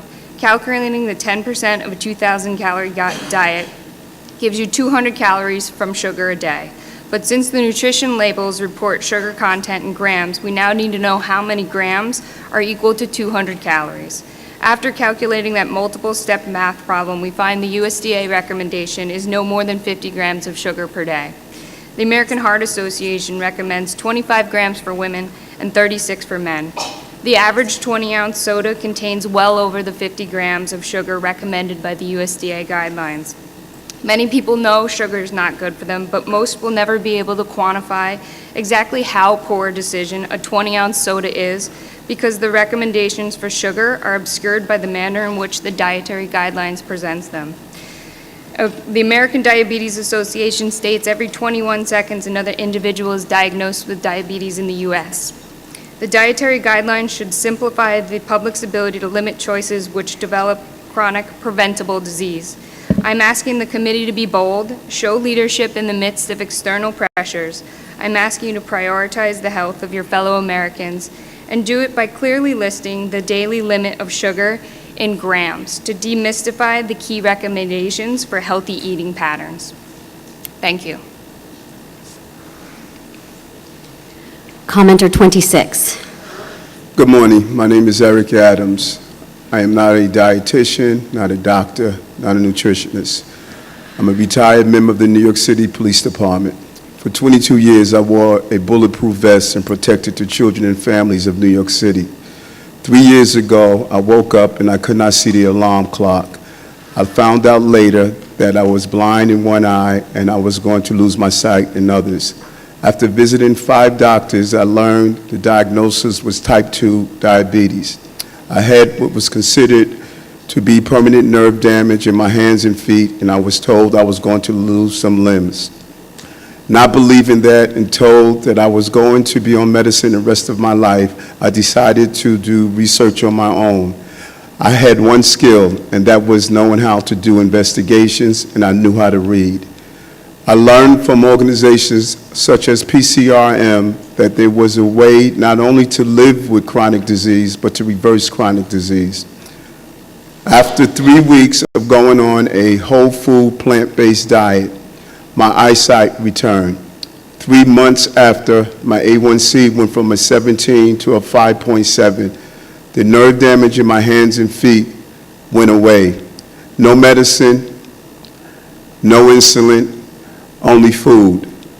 My mother pursued and followed the same whole food, plant-based diet that I embraced. 80 years old, 2 months on it, 15 years diabetic, 7 years on insulin. Mother is now off her insulin and has reversed her diabetes as well. She was taking 9 medicines during that time, and she's now off those 9 medicines. The real drug dealers are not those who are wearing baggy blue jeans on our corners. I've learned they're the pharmaceutical companies that have our parents addicted to drugs. Each time I try to reverse this condition, I'm told about the guidelines that you give. I represent 2.6 million people. New York City has followed me, and now we no longer serve processed meat in our schools. We have a program at Bellevue Hospital where 600 people have signed up for and started the process of reversing their condition. It has never been my DNA. It was my dinner. It's time to heal and not live with disease, but reverse disease. Let's make Americans healthy again. Thank you. Commenter 27. Good morning. I'm Sarah Olhurst with the American Society for Nutrition. ASN is a scientific professional society with more than 6,500 members who enhance scientific knowledge and quality of life through excellence in nutrition research and practice. ASN appreciates the life stage approach and suggests that the evidence review include the impact of diet on the metabolic and physiological changes that occur over the life course and during life stage transitions, such as with neurocognitive health. ASN supports the continued use of a strong evidence-based approach, emphasizing a rigorous scientific process and transparency throughout, including the systematic review of all evidence considered on key topics. ASN encourages the DGAC to include existing high-quality systematic reviews and meta-analyses outside of those conducted using NESR in the evidence review if they meet standards established by USDA and HHS. ASN appreciates the subcommittee's efforts to standardize and harmonize your work and suggests that sleep and screen time be considered along with the diet and health impact of eating occasions, frequency, and timing. ASN recommends broadening the dietary patterns considered and going beyond providing guidance solely for specific nutrients. ASN recommends addressing multicultural dietary patterns to better include our diverse society, including the role acculturation has on diet and health. The DGA should advise Americans not just on what to eat, but provide guidance to help individuals understand how to change their eating and food behaviors in order to improve their health. ASN sees opportunity for the 2020 DGAs to continue to promote chronic disease prevention and ensure nutritional sufficiency. ASN supports the consideration of diet and nutritional biomarkers for chronic disease endpoints when developing guidance that addresses health and disease. However, the development of recommendations should not be hindered or delayed by the ongoing process of discovery and validation of nutritional biomarkers for diet-related disease risk. It's essential for the committee to consider the role that dietary supplements play in dietary intake of micronutrients and how individuals may translate dietary guidance into supplement usage, which could have both positive and negative repercussions, given that more than 50% of U.S. adults report using a dietary supplement. ASN appreciates your continued focus on highlighting research needs. More recommendations on how to implement the dietary guidelines in order to move Americans toward compliance are needed, and ASN is happy to be a collaborator with the USDA and HHS on that process. Thank you. Commenter 28. My name is Nina Teichels. I'm a science journalist and author of the book, The Big Fat Surprise, the culmination of a nearly 10-year full-time investigation into the scientific basis for U.S. nutrition policy. The failures of science and policymaking that I discovered through that investigation compelled me to create the Nutrition Coalition, a nonprofit group dedicated to the public interest. It receives no industry support and is committed to ensuring that America's dietary guidelines are based on solid, rigorous evidence. In other words, that they are evidence-based and trustworthy. I have two main points today. First, the dietary guidelines issued by USDA and HHS are not based on the most rigorous evidence, since this evidence has, since the launch of the guidelines, been ignored and or excluded. This fact is validated by an article I wrote in the BMJ, which was peer-reviewed more than once. It established that the dietary guidelines for the past 35 years have ignored clinical trial evidence, largely funded by our government, on more than 75,000 people, tested in experiments lasting up to 12 years. This data from clinical trials is considered the gold standard because it can uniquely demonstrate causality. Unfortunately, instead of informing our nation's nutrition policy, this gold standard evidence has been ignored. Why? One can only speculate, yet the fact that none of these trials could confirm the basic tenets of the dietary guidelines is indeed a factor. Multiple trials did not confirm that a diet restricted in fat or saturated fat could protect against diet-related diseases. More recently, trials have shown that the guidelines' high level of carbohydrates is actually harmful for people with diet-related diseases. These bodies of evidence all implied that the guidelines needed to walk back some of its basic advice, yet the guideline experts ignored the evidence and carried on without change. During this time, rates of diet-related diseases have risen to epidemic proportions, now afflicting at least 60% of all Americans.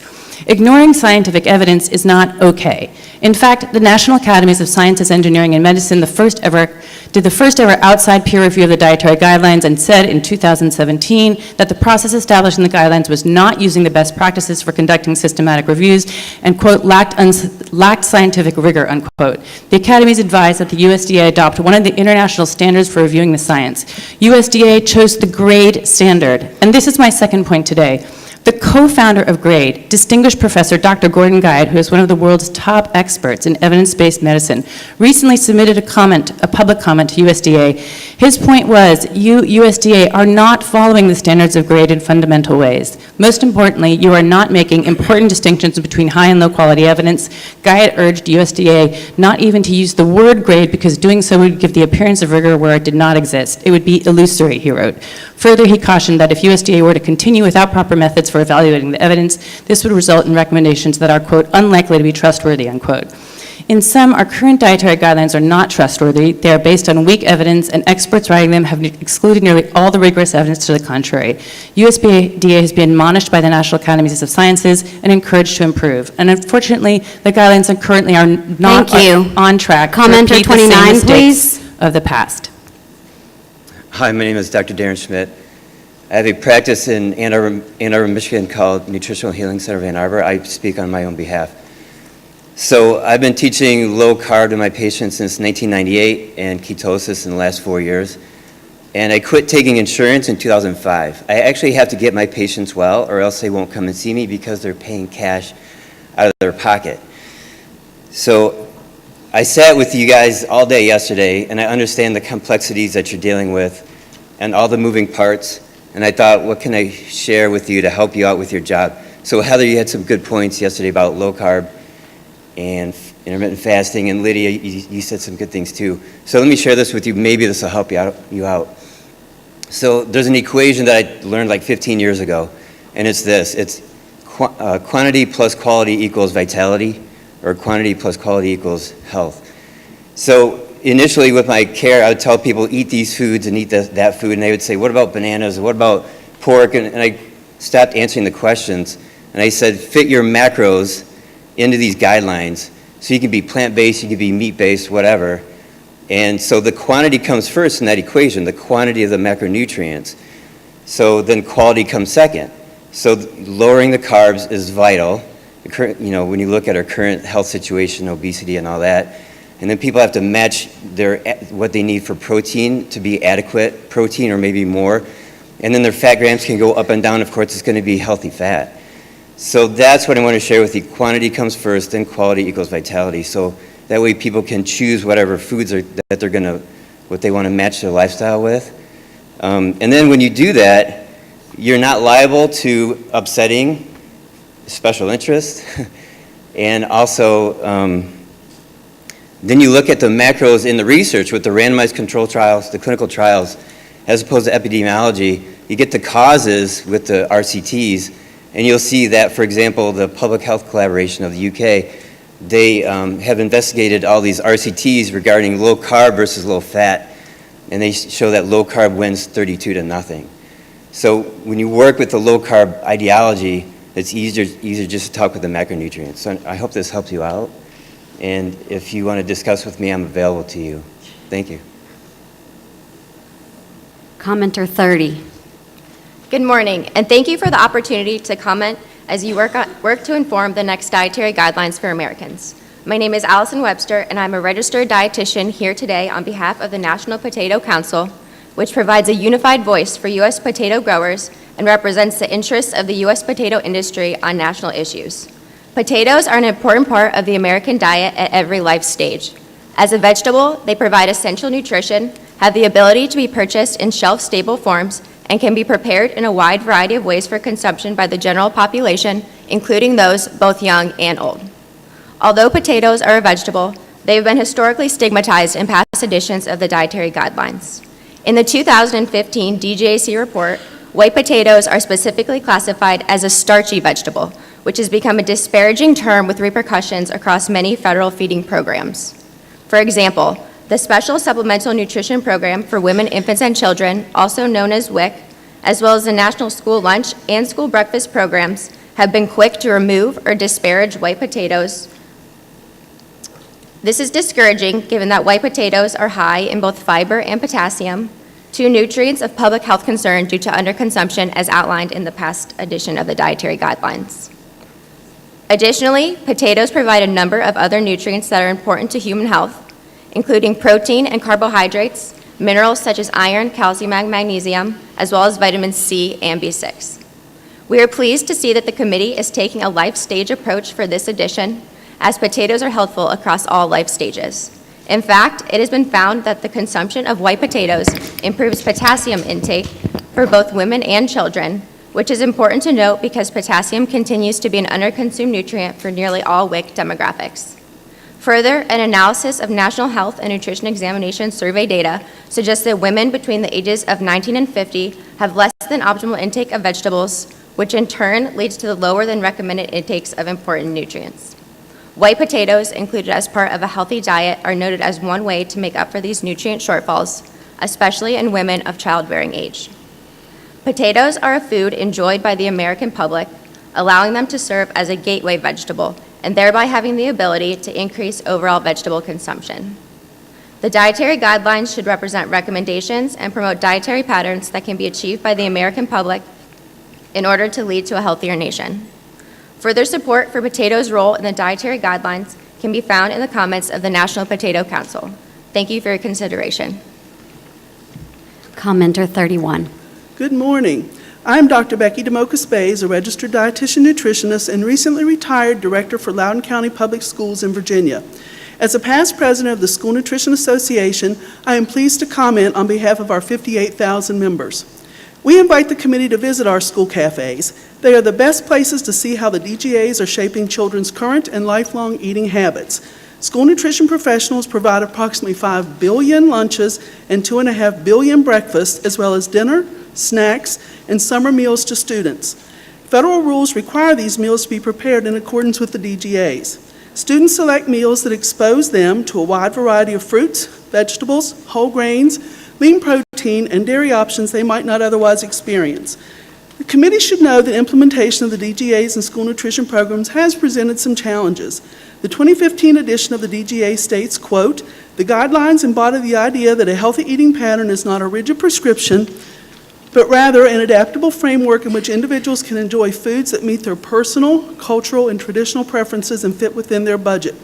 In practice, today's school nutrition standards are extremely complex and have proven to be overly prescriptive for schools. Implementation of the DGAs has been challenged by many factors, including limited funding, inadequate equipment or facilities, and increasing labor costs. Students seldom have time to consume their meals at school, thus contributing to wasted food. Planning appealing, nutritious menus that balance strict calorie, fat, and sodium limits while meeting daily and weekly component and item requirements is like assembling an elaborate puzzle. Schools must follow different meal patterns for breakfast, lunch, snack, supper, and summer meals. Each of these meal patterns have varying requirements for different grade or age groups. Meanwhile, entrees and sides sold a la carte must meet still different, equally complex smart snack standards. While school nutrition standards limit saturated fats, smart snacks limits total fat. As a result, healthy items such as hummus and guacamole are prohibited on a la carte menus. Multiple sets of standards drive up costs for school nutrition programs, both in food and resource allocation. School nutrition is a narrow niche in the food supply chain. Production of food items that must meet varied standards is a burden. Small and rural schools often have limited access to a full line of items that meet all the standards and appeal to students. 2 million fewer students each day receive a healthy school lunch since updated standards took effect, an unfortunate loss in light of research showing school meals are significantly healthier than lunches from home or elsewhere. We appreciate USDA's efforts to provide flexibility in the standards, and we believe these changes will result in more students consuming nutritious meals at school. To succeed, the guidelines must be practical, affordable, and achievable too. Foods provided to students must be taste appealing, otherwise they won't eat them. Extreme limitations on sodium, nearly at therapeutic levels, have left students asking for more Thank you for your comments. Thank you. Commenter 32. Good morning. I'm Dr. Mickey Rubin, Executive Director of the Egg Nutrition Center, the Science and Education Division of the American Egg Board, representing America's egg farmers. ENC supports research on the role of eggs in human nutrition. Thank you for the opportunity to offer comments as you review the latest science in the next edition of the Dietary Guidelines, including topics related to nutrition from birth to 24 months and neurocognition. As stated by the American Academy of Pediatrics' 2018 recommendations on improving nutrition in the first 1,000 days, failure to provide key nutrients during this critical period of brain development may result in lifelong deficits. Key nutrients to support brain health identified by the AAP include protein, long-chain polyunsaturated fatty acids, iron, zinc, folate, iodine, selenium, vitamins A, D, B6, and B12, as well as choline. Eggs have varying amounts of each of these nutrients and are one of the most concentrated sources of choline in the American diet. Most Americans are well below the adequate intake recommendation for choline, with only about 8% of adults and 8.5% of pregnant women meeting the AI. The 2015 DGA listed choline among several underconsumed nutrients for which shifts to more healthy eating patterns can help close nutrient gaps.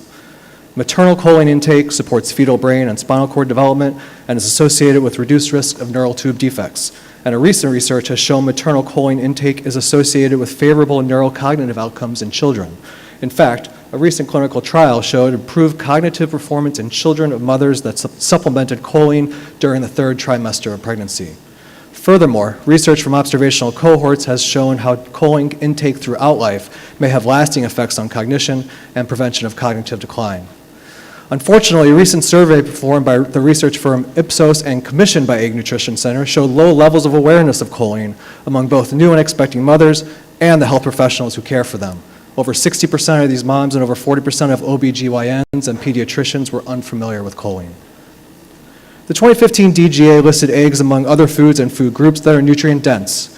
Eggs are a good or excellent source of 8 essential nutrients and are one of the few natural food sources of vitamin D, a nutrient and public health concern. Eggs are also a bioavailable source of the carotenoids lutein and zeaxanthin. In infants, the observation that lutein is preferentially taken up by the developing brain suggests a role in neural development, while emerging research also links lutein status to cognitive performance in children and reduced risk of mild cognitive impairment in middle-aged and older adults. Finally, recent studies show that pairing eggs with vegetables can increase the absorption of carotenoids and vitamins compared to consuming vegetables alone. As Americans are increasingly using eggs as a carrier for vegetables, these recent studies suggest a benefit of this combination beyond simply encouraging more vegetable consumption. We look forward to providing you with additional information through written comments. Thank you. Commenter 33. My name is Dr. Christy Del Castillo-Heggie. I represent over 700,000 supporters of the Fed is Best Foundation, a nonprofit organization whose mission is to advocate for safe breastfeeding practices. We do this to prevent the complications of insufficient infant feeding, namely dehydration, excessive jaundice, and hypoglycemia, all known causes of brain injury, disability, and rare deaths. Jaundice and dehydration are the leading causes of newborn hospitalization in the U.S., making up to 78% of readmissions. The leading risk factor for jaundice and dehydration is exclusive breastfeeding before full milk production, which primarily results from insufficient breast milk supply. 12 to 35% of exclusively breastfed newborns will develop excessive jaundice, 1 in 7 losing excessive weight, and 1 in 25 requiring readmission. These complications are commonly accompanied by hypoglycemia and hypernatremia, a brain-threatening form of dehydration.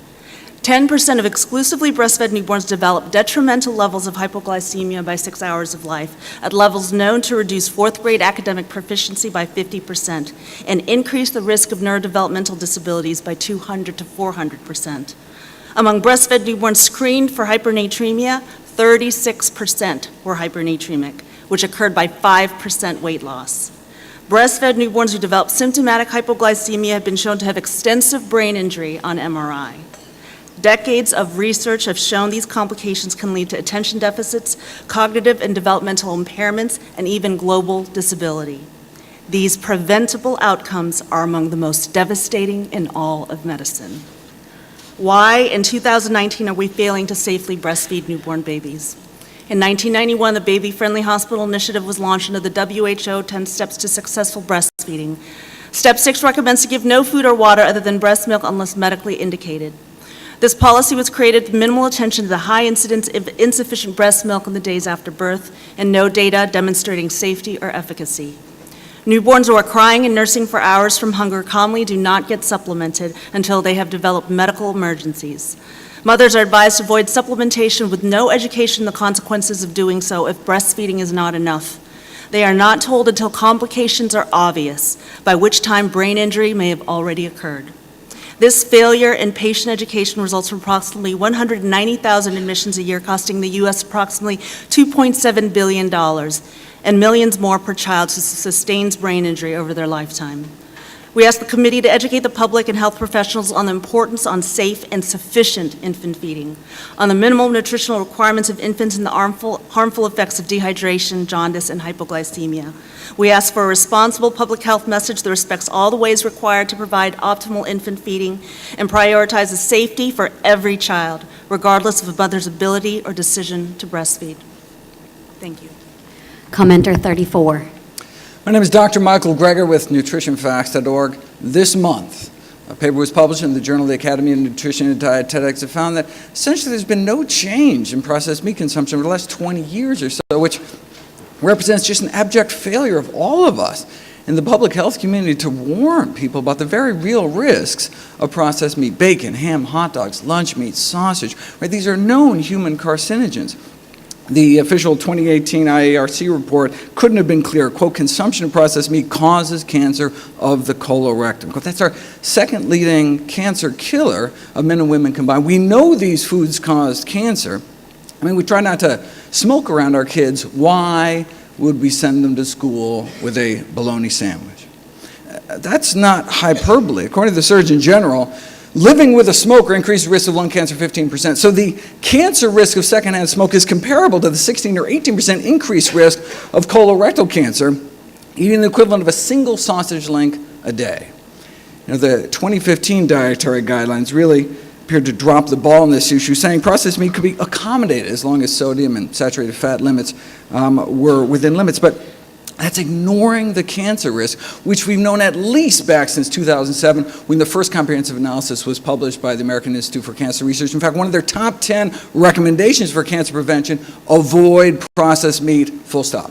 American Cancer Society also encouraged people to minimize intake of processed meat. We cannot allow the billion-dollar meat industry to continue to subvert the science when so many million lives are at stake. The Global Burden of Disease Study, largest study of disease risk factors in history, funded by the Bill and Melinda Gates Foundation, found that the number one cause of death in these United States is the American diet. Since bumping tobacco to number 2, this committee now has control over our number 1 killer. You know, 1964 was the peak year of smoking in the U.S. before declining basically every year since. What happened in 1964? The science hadn't changed. We have studies going back to the 30s linking lung cancer to smoking. What changed is the Surgeon General's report. Just this public acknowledgement by the powers that be of this link between smoking and cancer. You now have this mantle to make a difference by just informing the American public about the risk of cancer with processed meat. Godspeed. Commenter 35. Good morning. I'm Maureen Turnus, Executive Director of the International Tree Nut Council Nutrition Research and Education Foundation, or INC-NREF, and I'd like to thank you for the opportunity to present comments today. INC-NREF is a nonprofit organization that represents 9 tree nuts, including almonds, Brazils, cashews, hazelnuts, pecans, pistachios, pine nuts, macadamias, and walnuts. I'd like to comment specifically on the committee's work regarding the current healthy U.S. style, healthy Mediterranean style, and healthy vegetarian style eating patterns in the 2015-2020 Dietary Guidelines for Americans. All 3 patterns recommend between 2.5 and 3.5 ounces of nuts, seeds, and soy products per week. Compare this to the 10.5 ounces per week recommended in the FDA qualified health claim for nuts and heart disease. According to USDA ERS data, consumers eat about 1.3 ounces of tree nuts per week. Increasing the recommended amount of nuts in healthy food patterns can help consumers lower their risk for chronic disease and potentially improve overall health. In the last 5 years, there has been a dramatic increase in the number of studies showing the positive impact of nuts on cardiometabolic health, weight, and satiety. More than 7 epidemiological and clinical mixed nut studies have shown that nut consumption is not associated with higher body weight. Over 45 research articles have shown that mixed nuts can help reduce the risk of heart disease, diabetes, and metabolic syndrome. In a systematic review and meta-analysis of 61 controlled intervention trials, tree nut intake lowered total cholesterol, LDL cholesterol, ApoB, and triglycerides. The major determinant of cholesterol lowering appears to be nut dose rather than nut type. Another systematic review and meta-analysis of 40 randomized controlled trials, consumption of nuts significantly decreased insulin resistance and fasting insulin, suggesting that nut consumption may improve insulin sensitivity. I'd like to comment on another topic being addressed by the committee: frequency of eating. Research shows snacks provide about 25% of daily calories. When it comes to the role of nuts, approximately 60% of the nuts consumed are as snacks. In a recent study, researchers looked at data from the 2009-2012 NHANES and found that replacing between meal snacks with tree nuts led to more nutrient-rich diets that were lower in empty calories and sodium and had more favorable fatty acid profiles. Replacing snacks high in refined carbohydrates with just 1/3 cup of nuts per day could have a positive impact on the nutrient density of the diet. In summary, consumers are eating well below both USDA dietary guidelines and FDA recommendations for nuts. The DGAC, through its review of the ever-growing body of evidence on nut consumption and subsequent inclusion of dietary relevant quantities in its recommended food patterns, can help consumers understand the benefits of regular nut consumption. INC-NREF looks forward to providing this evidence to the committee throughout the comment period. Thank you. Commenter 36. Madam Chair and committee members, thank you for the opportunity to speak on behalf of the nonprofit American College of Lifestyle Medicine and its more than 3,000 member clinicians who specialize in treating chronic disease with lifestyle, evidence-based interventions, including diet. I'm Dr. John Kelly. I had the privilege of being the founding president of the college over 15 years ago. I am certified in preventive medicine and as a lifestyle medicine specialist. That's my practice, is as a lifestyle medicine specialist. I want to address your work, how your work can help us prevent and treat type 2 diabetes. But I first have to make a comment. After sitting here and hearing all this wonderful advice that you're getting, I thought when I was getting ready to make my comments I had more advice than I've ever had in my life, but I realized you have far more than I did. But anyway, and seriously, lifestyle medicine clinicians find poor diet to be one of the most important risk factors for type 2 diabetes, and whole food plant-strong diets to be one of the most important interventions for its treatment and remission. The college's official position statement on diet and disease reads thus: for the treatment, reversal, and prevention of lifestyle-related chronic disease, the college recommends an eating plan based predominantly on a variety of minimally processed vegetables, fruits, whole grains, legumes, nuts, and seeds, unquote. Now, much evidence exists for the positive impact of a whole food, plant-strong diet in the primary prevention of type 2 diabetes, including numerous large cohort studies, Nurses' Health Study, Health Professional Study, etc., EPIC cohorts, Adventist Health Study 1 and 2. They consistently find that a plant-strong diet is associated with reduced incidence and prevalence of type 2 diabetes. In addition, numerous randomized trials demonstrate plant-strong whole food diets are effective in treating type 2 diabetes and other chronic conditions. And I want to say that as an evidence-based group of physicians and clinicians, we recognize one size does not fit all. I'm not in any way seeking to invalidate the fact that apparently for some individuals, different macronutrient balance is more effective than other macronutrient balances. The college embraces the fact that we're not all the same. But we do find that the greatest danger in our lifestyle medicine treatment is usually not sufficiently reducing medications. I personally have had the experience. Thank you for your comments. Thank you. We'll need to move on. Commenter 37, please. Hello, I am Dr. Asha Subramanian, a community family physician who is here to represent my own patients, as well as the millions of Americans, particularly children, who will be directly affected by this committee's decisions. I thank the committee for the opportunity to speak today. Based upon the scientific evidence, I would like to urge you to rethink the prominent role of dairy in the upcoming 2020 guidelines. Dairy products are the #1 source of saturated fats in the American diet, and scientific evidence has clearly tied dairy consumption to heart disease and high cholesterol. Moreover, milk and other dairy products have consistently been shown to increase the risk of breast, ovarian, and prostate cancers through the mechanisms of IGF-1 and estrogen dominance.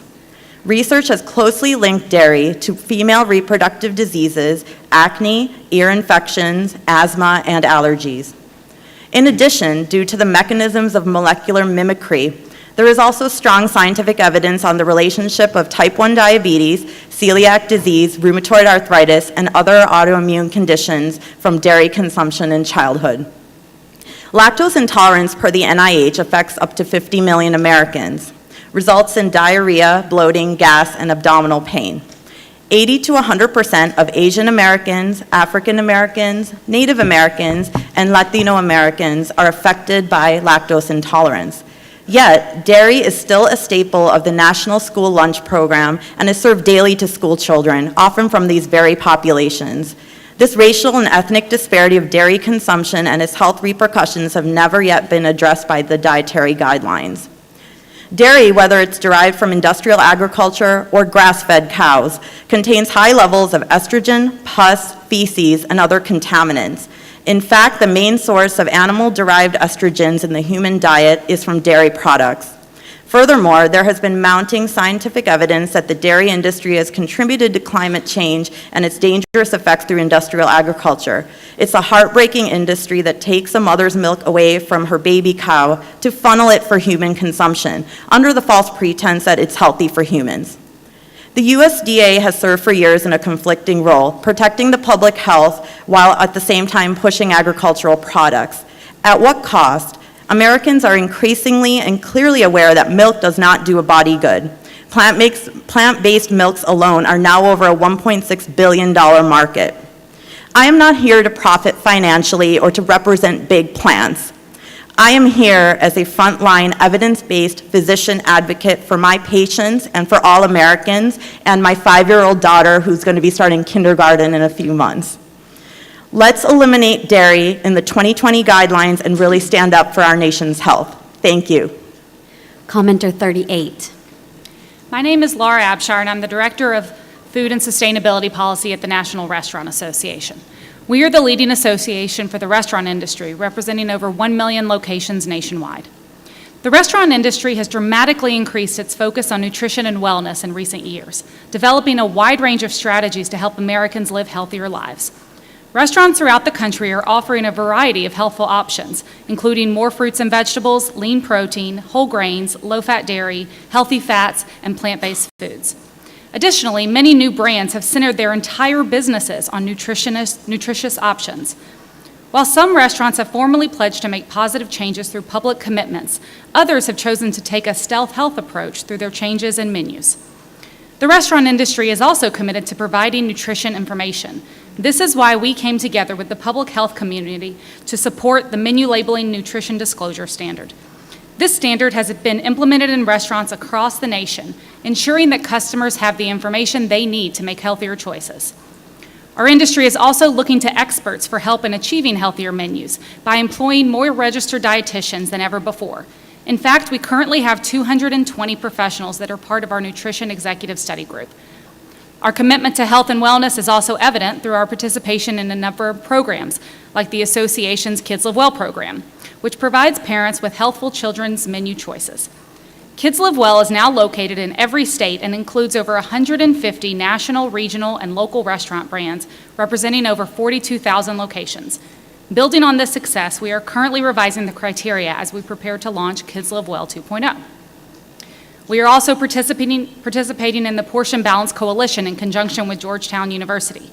We are excited about the opportunities to shape, co-create, and implement change in this area with a diverse group of multi-sector players.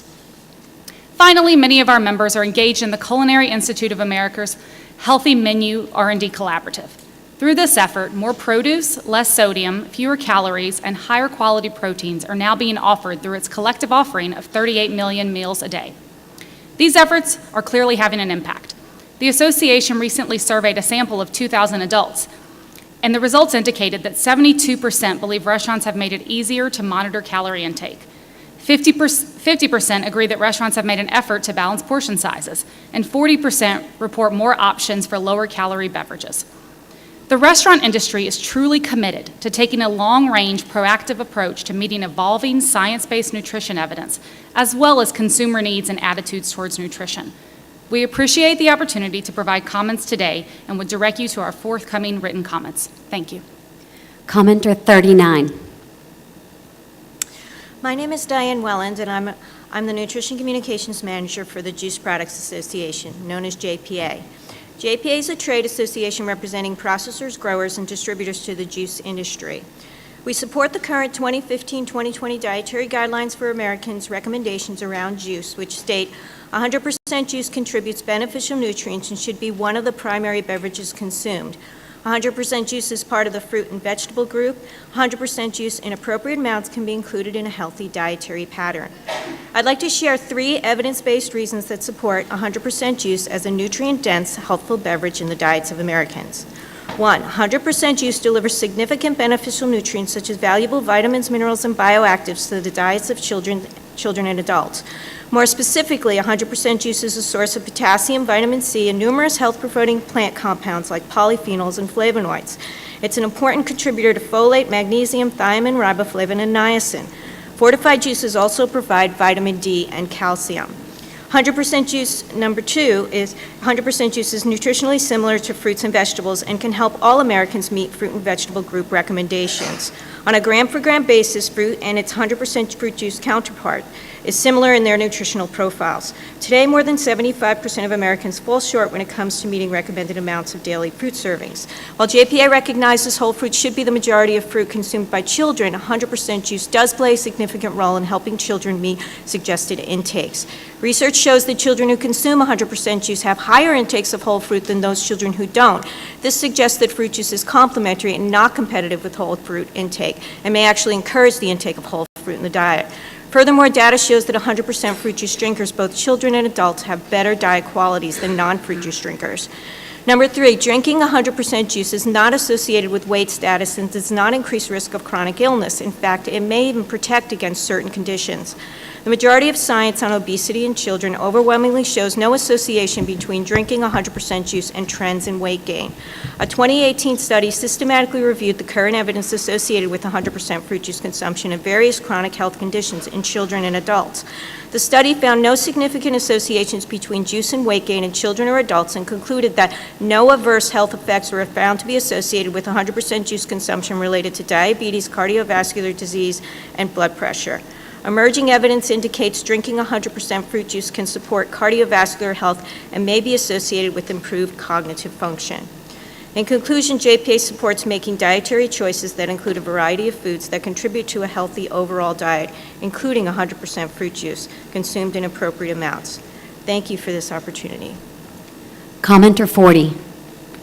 You're halfway there, committee. My name is Jasmine Westbrooks, and I'm a registered dietitian with a master's in nutrition education and a founder of a nonprofit called Eat Well Exchange, where we help provide access to healthy and affordable foods in low socioeconomic communities. About 23.5 million people live in food deserts. Half those people live in low-income areas, while the other half are among the general population. So this affects you, this affects your family, and your community. A food desert is a community that lacks access to full-service grocery stores, where fresh produce and other healthy foods are scarce or non-existent. Residents living in food deserts also had a hard time finding foods that were culturally relevant that meet their dietary restrictions, according to the White House Task Force on Childhood Obesity. So my question for you all today is, how can we improve a community without the tools to make a positive and healthy change? About 34% of Americans are from diverse nations, which have their own cultural values, food, and traditions. To impact these communities, we must first be knowledgeable of the foods and how we can use them to satisfy a healthy dietary guideline based on our culture. To see a change in the eating patterns of all Americans, the dietary guidelines should first recruit dietary guideline ambassadors from diverse neighborhoods and promote culturally relevant healthy foods. This is a need to implement and teach low socioeconomic communities the dietary guidelines for Americans. These nutrition ambassadors will have a cultural connection to the lifestyle and the ability to produce respectful changes. For example, the goals of the nutrition education would be to bridge the gap between the dietary guidelines recommendations and what foods that community is familiar with. Second, provide nutrition education to individuals in low socioeconomic communities about how and why to pick these choices, along with increasing availability of healthier foods. Evidence demonstrates that creating change for food habits involves increased knowledge about how and why these dietary changes are important. Research has shown that nutrition education programs encouraged from a quasi-experimental study show 4 out of 8 nutrition programs conducted by the USDA and Nutrition Service resulted in significant improvement of fruit and vegetable consumption from nutrition education by the Supplemental Nutrition Assistance Program. So it is important to realize this is not a personal or individual problem, this is a systematic problem. We need to eat like our ancestors to prevent and treat chronic conditions. For example, the Southern diet is often referred to as a traditional diet for African Americans. However, the real traditional model truly eaten by Africans consists of high fiber-rich leafy greens and beans and legumes. Dietary guidelines and our variations in our cultures cannot be ignored. The foods we eat, the way we live, and the resources that we have access to impact our overall health. Thank you. Commenter 41. I'm Pep Ntuma with the Academy of Nutrition and Dietetics. America faces a debilitating health crisis that is largely of our own making. Rates of obesity and diet-related chronic diseases are on the rise. Our diets are killing too many of us, and they're making too many of us sick. More than ever, we need these evidence-based guidelines, but we also need strategies and funding and a unified commitment to implement them so that all Americans can make healthier decisions for ourselves and for our families. The Academy of Nutrition and Dietetics represents 108,000 credentialed women and men committed to evidence-based practice who are making a difference, producing lifestyle change and improving health in communities throughout the country, in schools, hospitals, as researchers, and as in private practice. We have confidence in this particular Dietary Guidelines Advisory Committee as a body and in the individual members selected to serve on it. Having observed the discussion yesterday and at the first public meeting, all Americans should feel confidence in this committee's abilities, approach, and astuteness in answering the scientific questions before you, and you being able to fulfill the charge outlined in the Charter. Sometimes, rarely actually, our dietary guidelines get it wrong. Whether it's the unintended consequences of a focus on total fat, or political decisions that reject, weaken, or rewrite recommendations in the scientific report to make them more anodyne, it happens. And we learn from it, and we dig deeper, and we work to ensure that the guidelines evolves as the science evolves. This advisory committee and USDA and HHS scientists working alongside you are well suited to the task of distilling the science from the silliness. The nature of science is iterative, and we have confidence that this DGAC will not miss the forest for the trees. We continue to support a focus on dietary patterns over individual nutrients and taking a systems approach, reflecting the need to think about nutrition as a biological variable. This requires a willingness to see topics and questions anew and cast off guidelines and theories that assume too much or are overly reliant upon surrogate endpoints that may matter less than we originally thought. The Academy of Nutrition and Dietetics will follow up with specific comments on proposed protocols and processes and the purposes of the guidelines and the complexities of nutrition science, but in the remaining time allotted, I want to emphasize 3 salient points. First, transparency.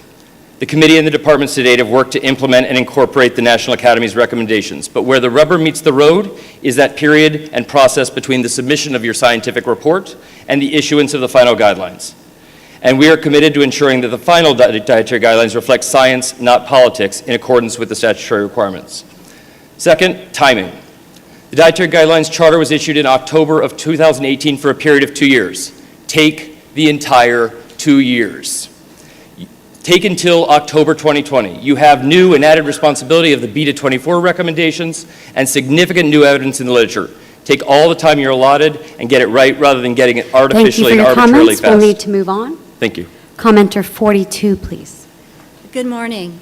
My name is Marie Cadell, and I'm a choline researcher in the Division of Nutritional Sciences at Cornell University. Thank you for the opportunity to provide comments on this important scientific review.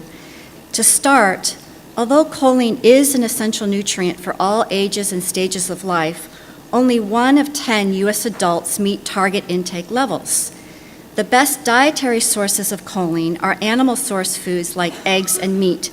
However, consumers are often advised to limit these foods in their diet. With public health calls to shift eating patterns away from animal-based foods, a potential unintended consequence is a further lowering of choline intake. It thus appears that choline needs will be most easily met in the United States through a combination of food and supplements, particularly among special populations like pregnant and lactating women who have an increased choline requirement. Low choline intakes throughout the perinatal period are of concern because choline is required for proper brain development and function. Research shows that supplementing the maternal diet with additional choline elicits better cognitive outcomes, like improved fat processing speed and attention in infants, and better visual memory in 7-year-old children. Higher maternal choline intakes are also associated with a reduced risk of having a baby with a neural tube defect and may protect against certain neural insults like fetal alcohol syndrome. Authoritative bodies are now beginning to recognize choline as a nutrient needed for optimal health during development and in infancy. For example, the American Medical Association recommended choline be a component of all prenatal vitamin supplements. And the American Academy of Pediatrics issued a policy statement calling out choline as a key brain-building nutrient. In addition to the pregnant and birth to 24-month populations, choline is important for health across the life stages. Choline supports brain health and function among older adults. It also helps move fat out of the liver, keeping this vital organ healthy and functioning properly, and potentially preventing non-alcoholic fatty liver disease, a leading health concern in the United States. Thus, it seems of critical importance that future dietary guidance elevate awareness of choline and choline-containing foods. We hope the committee will consider reviewing the data around this important nutrient. Thank you. Commenter 43. Good morning. I'm Karen Sealander for the American Dental Hygienists Association. ADHA represents the nation's more than 200,000 dental hygienists who work with individuals and groups across the lifespan to ensure people realize the importance of adopting routine oral health preventive practices to not only curb dental caries, tooth decay, but also to promote a healthy diet. Why are healthy teeth important to healthy diets? Painful and missing teeth can limit dietary intakes of fruits, vegetables, whole grain breads, and other foods that require chewing. Studies have found that individuals with partial or full dentures have lower consumption of 20 key nutrients. Poor oral health is also associated with serious systemic medical conditions, including diabetes, heart disease, and stroke. What is the scope of the problem? Rates of dental caries match or exceed rates of obesity in individuals at all ages, demonstrating that caries is a major chronic disease across the lifespan. Indeed, dental caries is the most common chronic condition among children, 5 times as prevalent as asthma. Importantly, unlike medical maladies, virtually all dental disease is fully preventable through proper dietary intake and oral health preventive practices. Including the importance of oral health preventive practices in the dietary guidelines will ensure that guidance on how to ensure healthy teeth can make for healthy meals reaches more Americans. Today, more than half of all children do not receive instruction on self-care oral hygiene in a given year. Routine oral health care also helps prevent periodontal disease, which impacts over 17% of seniors and can lead to tooth loss and subsequent poor dietary intakes.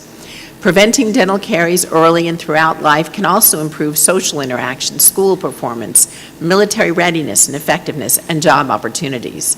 Education about the benefits of oral health preventive practices will help all Americans avoid the negative effects of tooth loss and painful teeth.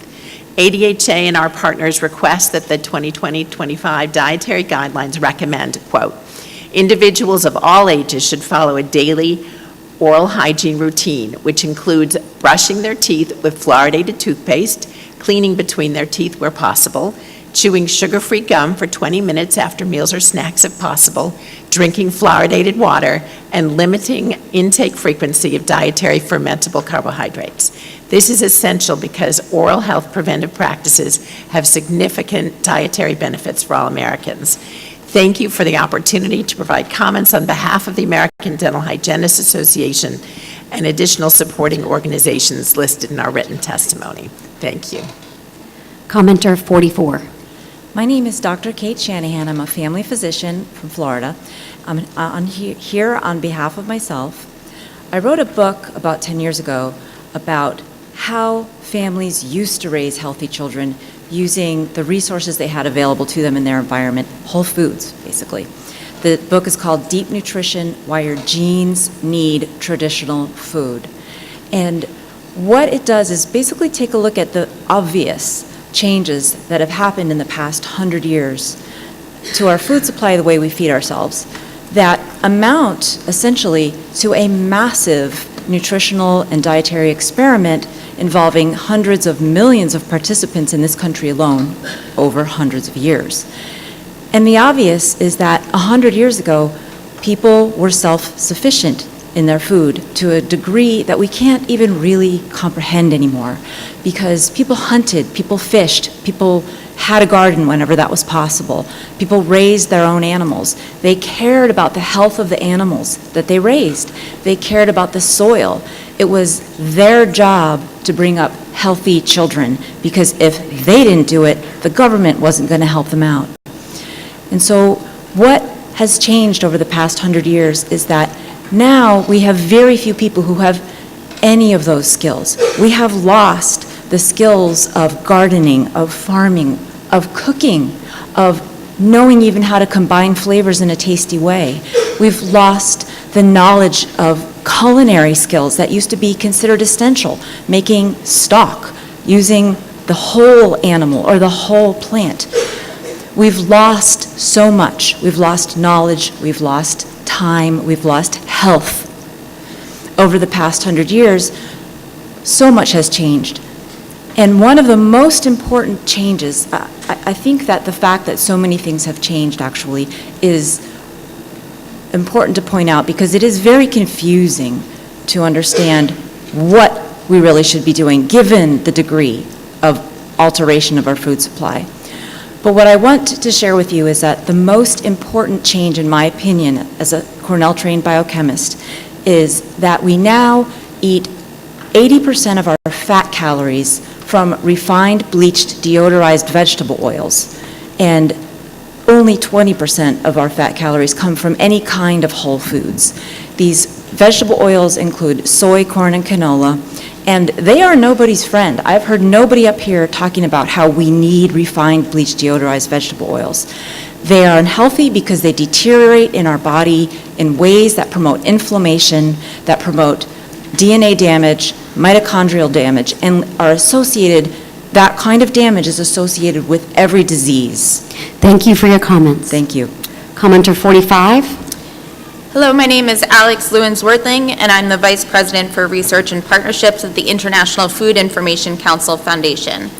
The IFIC Foundation is a nonprofit organization with a mission to effectively communicate science-based information about health, nutrition, and food safety for the public good. Our focus is on helping Americans make informed choices and understanding what motivates and informs consumers so that they can lead an increasingly healthful lifestyle. One of the primary objectives of the IFIC Foundation is commissioning and conducting consumer research. I would like to highlight today a subset of our findings from our 2019 Food and Health Survey, released just this past May.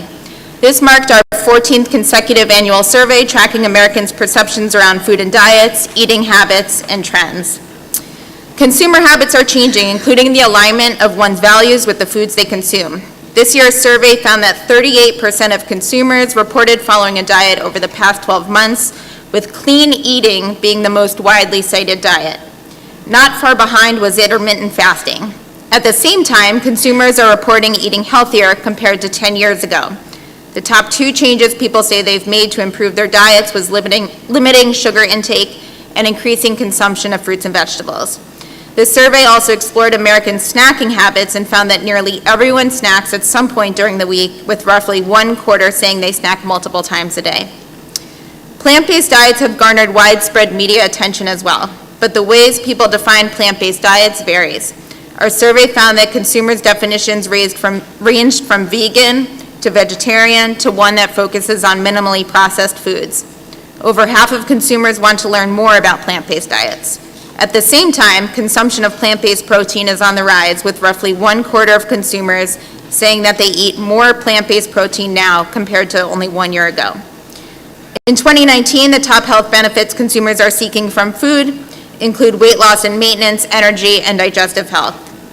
When it comes to feeding newborns and infants, parents face specific challenges. Our 2018 Beta-24 research showed that parents are focused on feeding their children nutritious diets, but concerns remain. These include choking hazards, allergic reactions, what foods to introduce and when, as well as where to find reliable advice. We encourage the committee to explore this study's results in more detail. In summary, dietary guidance must reflect the motivations and attitudes of consumers, and IFIC Foundation consumer research can be used to help inform this process. As members of the committee, we encourage you to keep the pulse of the consumer central to your discussions and nutrition recommendations. Thank you for your time today, and we welcome further discussions about any of the IFIC Foundation data I referenced during my comments.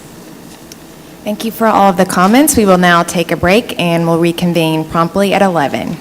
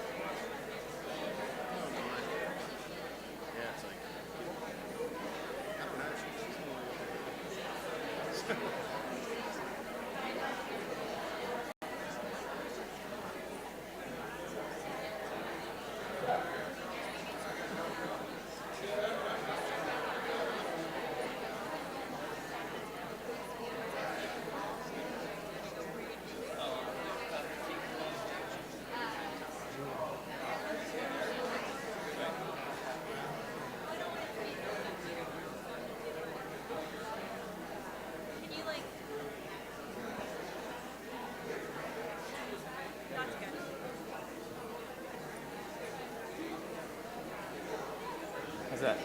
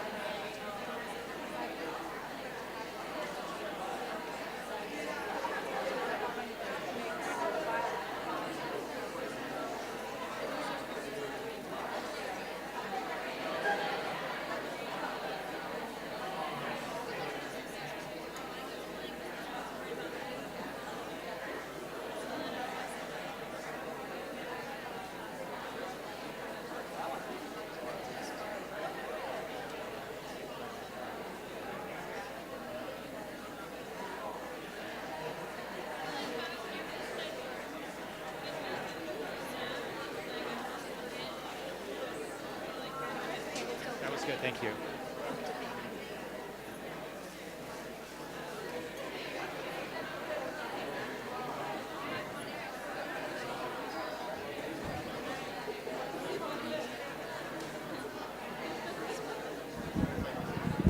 If everyone could please take their seats, we're going to get started.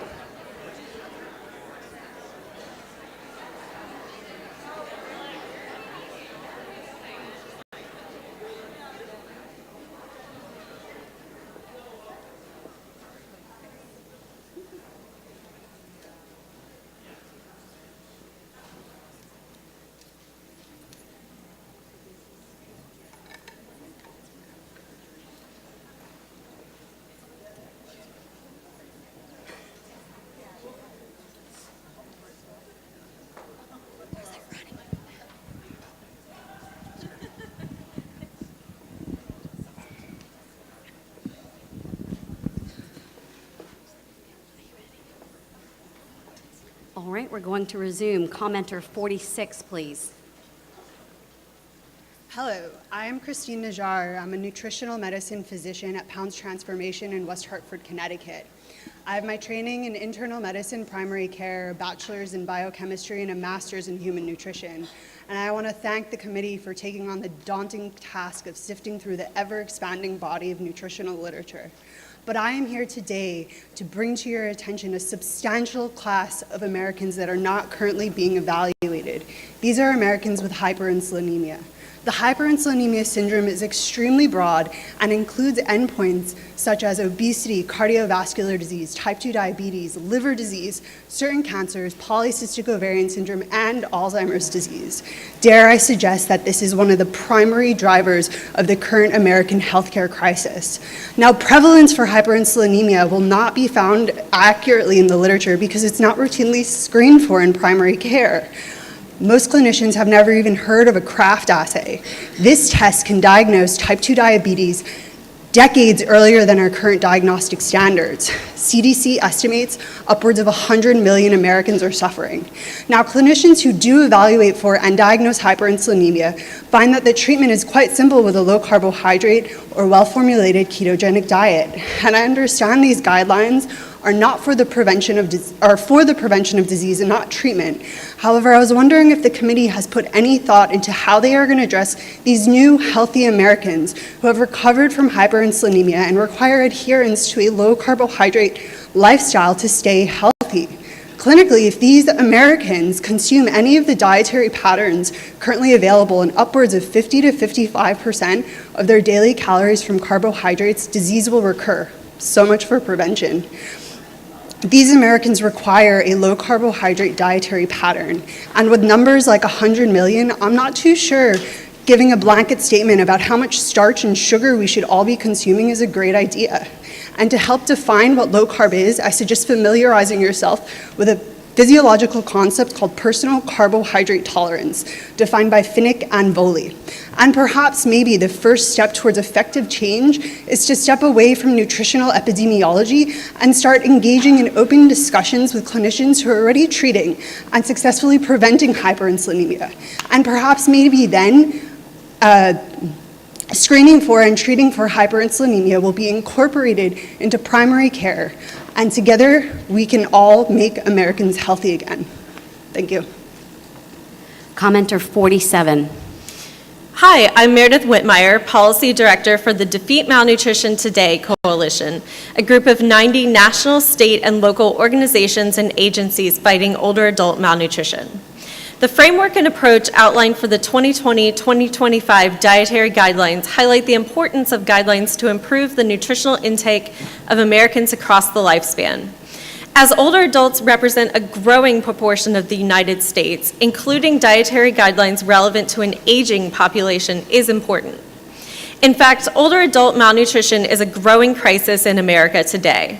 1 in 2 older adults face the threat of malnourishment. Malnutrition is pervasive, costly, and contributes to disability and slower recovery. However, it has not yet been addressed by a systematic, consistent approach throughout the continuum of care, including in our communities. We were very excited to see the focus question on the relationship between dietary patterns consumed and sarcopenia. Malnutrition is a leading cause of sarcopenia, and many cases of severe sarcopenia could have been prevented with an adequate diet.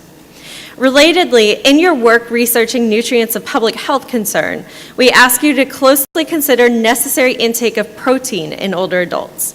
Studies show that older adults need a substantially higher amount of protein to maintain their muscle mass and prevent sarcopenia, and yet the reference intakes are the same for all groups aged 14 and older, male and female. This should be reevaluated. We are also excited that you're studying the current prevalence of nutrition-related chronic health outcomes. In your evaluations, we ask you to consider the presence of malnutrition when you're examining chronic health outcomes, since poor nutrition causes some conditions and exacerbates many others. Ultimately, older adult malnutrition is preventable, but to defeat it, we must first address it. The work of the advisory committee can and should lead the way on this effort. Thank you for having me, and thank you for your important work. Commenter 48. I'm Farida Mohammed Shah with the Institute of Food Technologists. IFT, a global organization of over 16,000 individual members from over 100 countries, brings together professionals from academia, government, and industry to apply the science of food and technology to solve the world's greatest food challenges. We believe that science is essential to ensuring a global food supply that is sustainable, safe, nutritious, and accessible to all. We appreciate the opportunity to provide input on the 2020 Dietary Guidelines for Americans. Dietary guidelines are inspirational in nature. However, they should be realistic and practical. IFT emphasizes that the DGA should be based on science and include recommendations for dietary changes that enable implementation and maximize adoption in a sustainable manner. Therefore, consideration of the role of food science and technology is crucial, as nearly all available food products have been developed through the application of these disciplines. However, food scientists and technologists and their perspectives are not currently represented in the Dietary Guidelines Advisory Committee. Food scientists and technologists formulate and produce food products that are safe, nutritious, accessible, palatable, and affordable, and help consumers meet their nutrient, dietary, and health needs and cultural preferences. It is important to recognize that without a safe and sustainable food supply, efforts to improve nutrient and diet quality are fruitless. Thus, attention to formulation, processing, packaging, ingredients, and supply chain innovations, efficient use of natural resources, as well as advances in science and technology to address food safety, nutrition, food loss, and food waste are critical as we move to 2020 and beyond. Food scientists and technologists employ various approaches to formulate and produce food products to meet the nutritional needs of consumers across all stages and socioeconomic strata. We have been successful in addressing nutrient deficiencies such as folate and vitamin D, increased levels of nutrients and food groups such as dietary fiber and whole grains, and decreased sodium, sugar, and saturated fats, for example.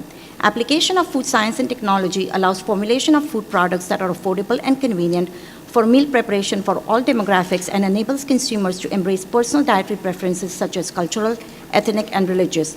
Recent consumer research shows that food purchasing decisions are driven by taste, price, healthfulness, and convenience, with taste and price being the primary drivers.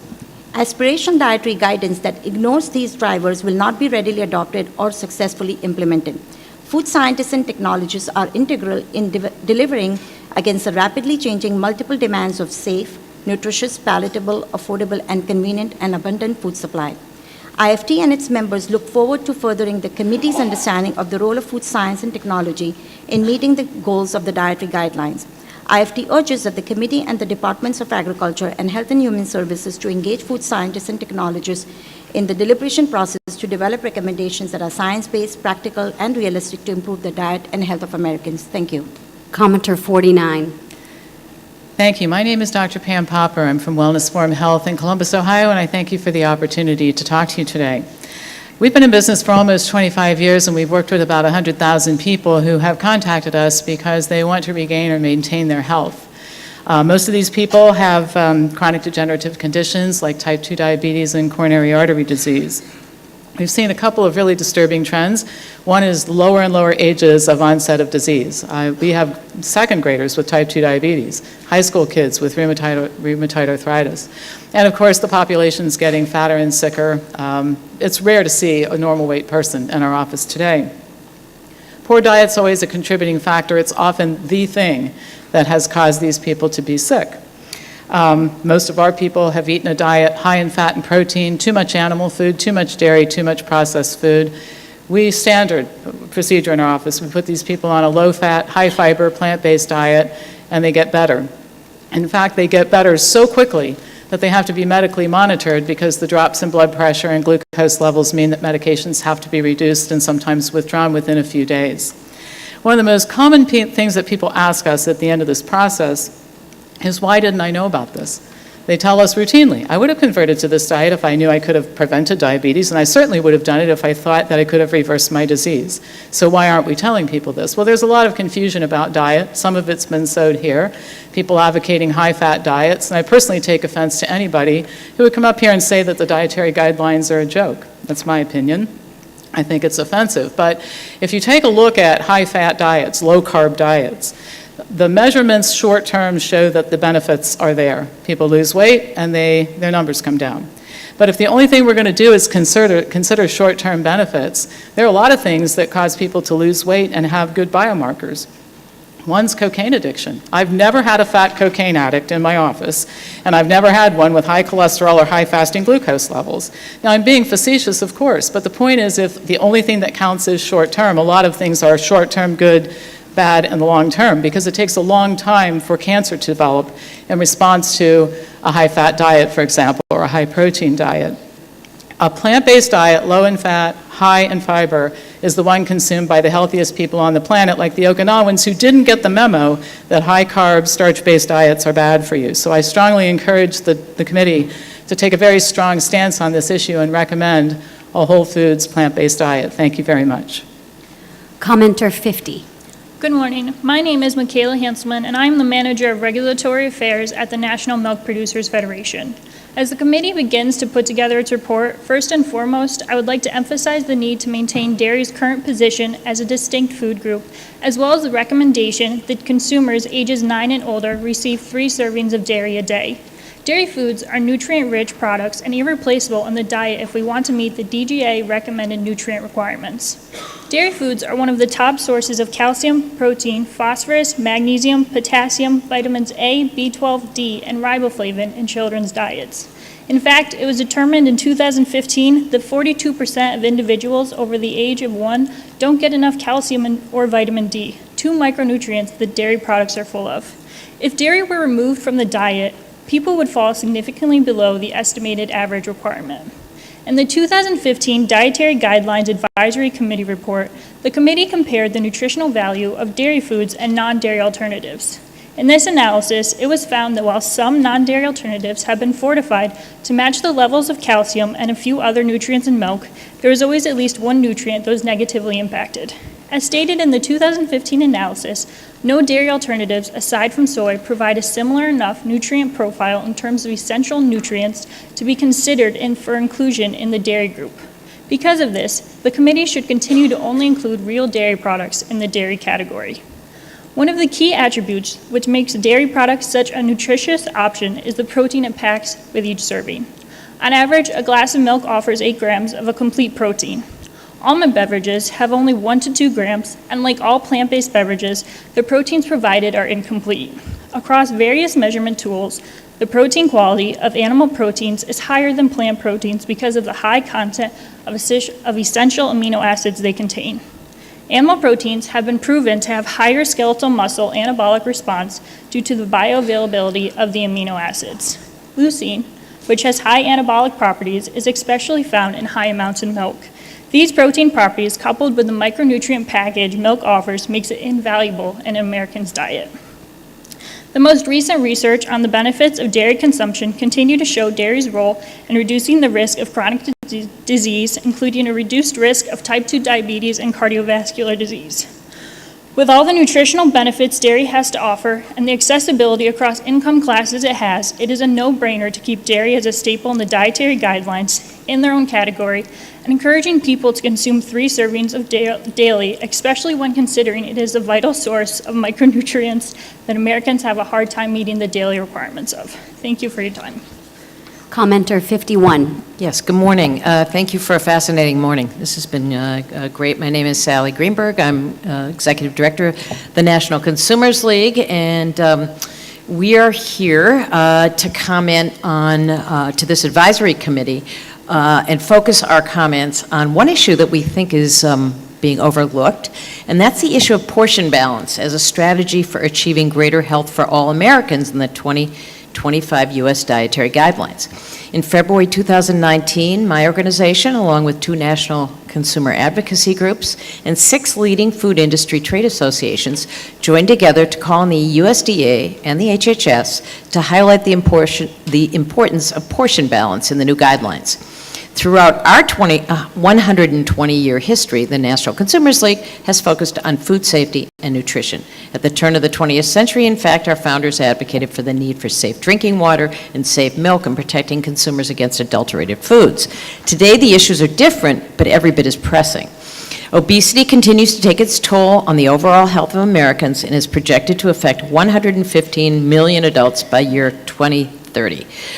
This projection is due in large part to an increase over the last 4 decades in the portion sizes of meals, snacks, and beverages. One promising and we think underutilized strategy for tackling the obesity epidemic is helping consumers understand and implement appropriate portion balance. In a 2014 report, the McKinsey Global Institute found that interventions to control portion size, such as reducing the size of packaged foods, fast food, and high-calorie beverages, could be the single most effective measure leading to reduced obesity. Unfortunately, while the current version of the dietary guidelines mentions portion size, it appears to be mostly an afterthought among the various strategies to improve diet and fight obesity. Portion balance is not mentioned in the guidelines executive summary, in fact. And this is despite the fact that larger portion sizes have greatly contributed to the problem of overweight and obesity. We therefore urge the Dietary Guidelines Advisory Committee to include portion balance as a key strategy to addressing the rise of obesity and to make education about portion balance a cornerstone of the guidelines as the Dietary Guidelines Advisory Committee continues its work. We hope to do some surveying around this issue as well. Finally, I'd enlist former First Lady Michelle Obama to spread the word. She was my favorite role model when it comes to food.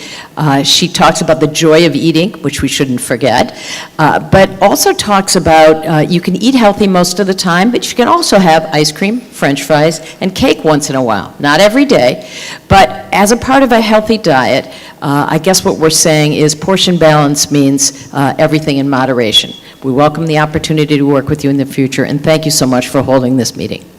Commenter 52. Hi, my name is Kathy Weimer, and I'm a registered dietitian. And on behalf of the Grain Chain, a farm-to-table grain coalition that brings innovative and healthful foods to consumers, I thank you for the opportunity to comment today. Our written comments list our members. The Grain Chain endorses maintaining the 2015 Dietary Guideline recommendation of carbohydrate intake between 45 and 65% of calories, and at a minimum, the recommended 6 servings daily of traditional grains with at least half as whole grains. Further, given that Americans continue to underconsume whole grains, we support an increase in daily recommended whole grain servings while maintaining at least 3 servings of enriched grains. At least 95% of refined grains in the U.S. are enriched and fortified and are labeled as such. Therefore, consuming a refined grain that has not been enriched or fortified is highly improbable. The body of scientific evidence continues to support grain consumption because of its substantial nutritional contributions and positive impact on health outcomes, and can serve as a cornerstone for a plant-based diet. Cumulatively, research shows that a variety of grain choices contribute to nutrient density in the total diet and have the potential to increase consumption of shortfall nutrients, particularly dietary fiber, folate, and iron for all age groups. Since folic acid fortification became required, the prevalence of American babies born with neural tube defects has decreased by 35%, leading the CDC to name folic acid fortification one of the top 10 public health achievements of the first decade of the 21st century. Furthermore, based on a recent study, there is potential for increased risk of neural tube defects in infants born to women who consume a low-carbohydrate diet. We believe it is premature to recommend low-carbohydrate dietary patterns to the U.S. population. Research data for low-carb diets is inconsistent for both diabetes and weight loss or maintenance outcomes. Also, a new meta-analysis suggests that low and very high carbohydrate diets are associated with increased risk of all-cause mortality, whereas consuming a diet with 50 to 55% of calories as carbohydrate reduces the risk. We ask that the committee carefully examine carbohydrate levels in low-carb studies, since the amounts often classified as low may actually be within recommended DGA levels. Related to chronic disease risk, multiple meta-analyses evaluating grain consumption show little to no association with all-cause mortality, coronary heart disease, type 2 diabetes, and certain cancers. These meta-analyses separately address total grain, whole grain, and refined grain consumption and reinforce the important role that grains play in health outcomes. Additionally, the health benefits of cereal fiber are well established from at least a half dozen meta-analyses. We support the committee's proposed systematic review of protocols for folic acid and other topics as outlined, and we encourage the committee to include fortified and enriched foods within the research evaluation related to iron in pregnancy and lactation protocols. Thank you for your comments. Commenter 53. Good morning. I am Darlena Birch, a registered dietitian and the senior public health nutritionist at the National WIC Association. NWA is the nonprofit education arm and advocacy voice of the WIC program, the over 7 million mothers and young children served by WIC, and the 12,000 service provider agencies who are the front lines of WIC's public health nutrition services for the nation's nutritionally at-risk mothers and young children. The WIC food package and nutrition education are the cornerstones of WIC, both of which are shaped by the Dietary Guidelines for Americans. Because the 2020 through 2025 DGAs will be the first to provide recommendations for pregnancy and birth through 24 months of age, it is imperative that they take into account factors that impact the WIC population. As the DGAC continues its work, NWA asks that the committee consider the following. For the pregnancy life stage, we would like to bring attention to 3 topics. They are dietary supplements, diet during pregnancy and risk for food allergies, and seafood. Number 1, dietary supplements. We ask that the committee address and provide recommendations for iodine, choline, vitamin D, and DHA/omega-3 fatty acid supplementation. For omega-3 fatty acids in particular, we urge the committee to review their efficacy and consider the differences in quality between fish oil and microalgae oil if such a supplementation is recommended. Number 2, diet during pregnancy and lactation and risk of food allergy in the infant. We ask that the committee share the latest research on the link between foods consumed during pregnancy and lactation and food allergies in infants. Number 3, seafood. We ask that the committee provide practical approaches to help pregnant women determine the appropriate amount of seafood to consume. For the children 2 through 18 life stage, we urge the committee to focus on dietary fats and to clarify the role of dairy fats, such as 1% milk, in brain development. We ask that the committee continue to examine the research on providing children 2 years and older with low-fat milk options, which was adopted by the NASEM Food Package in its 2017 report. However, if the science has evolved since the publication of the 2015 through 2020 DGAs, the WIC Food Package should reflect what new evidence may suggest. For the infants and toddlers life stage, there are 2 topics that we would like the committee to focus on. They are complementary feeding and dietary supplements. Number 1, complementary feeding. WIC participants turn to WIC staff for guidance on a variety of complementary feeding topics and questions. Therefore, we urge the committee to review the appropriateness of baby-led weaning versus traditional weaning practices, provide recommendations on rice consumption due to arsenic concerns, perform research to support the link between the use of sippy cups and child weight, dental health, and juice milk consumption, discourage the use of food pouches, provide clear recommendations for beverage intake for infants and children, and provide recommendations for the introduction of allergy-induced foods in the first year of life. Number 2, dietary supplements. We urge the DGAs to provide recommendations for vitamin D intake as a means to reinforce its importance. The DGAs provide a standard by which WIC and many other communities measure nutrition adequacy within populations. We commend the committee for their hard work and look forward to the continued participation in the review process to update the DGAs. Thank you. Commenter 54. Good morning. My name is Dr. Georgia Eade. I'm a psychiatrist practicing in Massachusetts. Thank you all for your time and expertise to these important questions, for dedicating your time. I'm here because I share your conviction that a healthy body and mind begin first and foremost with a healthy diet. It doesn't make sense to me that 1 in 6 Americans should need psychiatric medication. I specialize in nutritional psychiatry so that I can focus on addressing root causes of mental illness rather than simply controlling symptoms with drugs. Most neuropsychiatric conditions share many root cause mechanisms: nutrient deficiencies, inflammation and oxidation, imbalances in hormone and neurotransmitters driven by unstable blood sugar and insulin levels, and cerebral glucose hypometabolism That's sluggish brain glucose processing, strongly correlated with insulin resistance and a key feature of Alzheimer's, now often referred to as type 3 diabetes. My strategy for optimizing brain health is straightforward. I focus on getting people to eat foods that best deliver essential nutrients to the brain and exclude foods that place the brain at risk. I'd love to point them proudly to our guidelines, but how can I do that when our guidelines explicitly recommend refined grains, refined carbohydrates, powerful promoters of inflammation, oxidation, and insulin resistance, all root causes of brain dysfunction? When our guidelines explicitly recommend industrially produced seed oils, which tilt our systems too far towards inflammation? When our guidelines explicitly warn against the consumption of red meat, grounded almost exclusively in epidemiologically based hypotheses about potential health risks that aren't supported by anthropology, physiology, or human clinical trials. The science is clear that including animal foods is the most reliable way to obtain most micronutrients in their most bioavailable form, including some which are difficult or even impossible to obtain from plant foods. When our guidelines recommend we base our diets on grains and legumes, starchy staples which are low in nutrients and less fortified, high in anti-nutrients, and too high in carbohydrate to be safe for the growing majority of us with insulin resistance. So instead, I recommend a whole foods pre-agricultural diet as a starting point, or in cases of compromised brain glucose metabolism, a ketogenic diet. These work very well in clinical practice.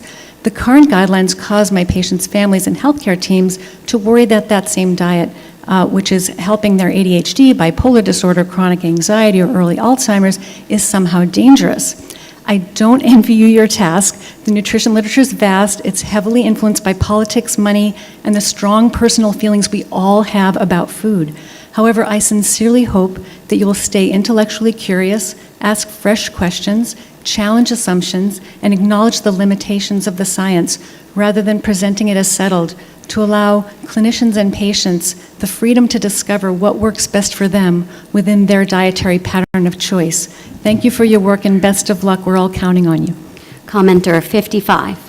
Hi, my name is Garth Davis. I'm the Medical Director of Weight Management in Asheville, North Carolina, though I'm not here on part of my city, which would probably ask you to replace the milk recommendation with beer.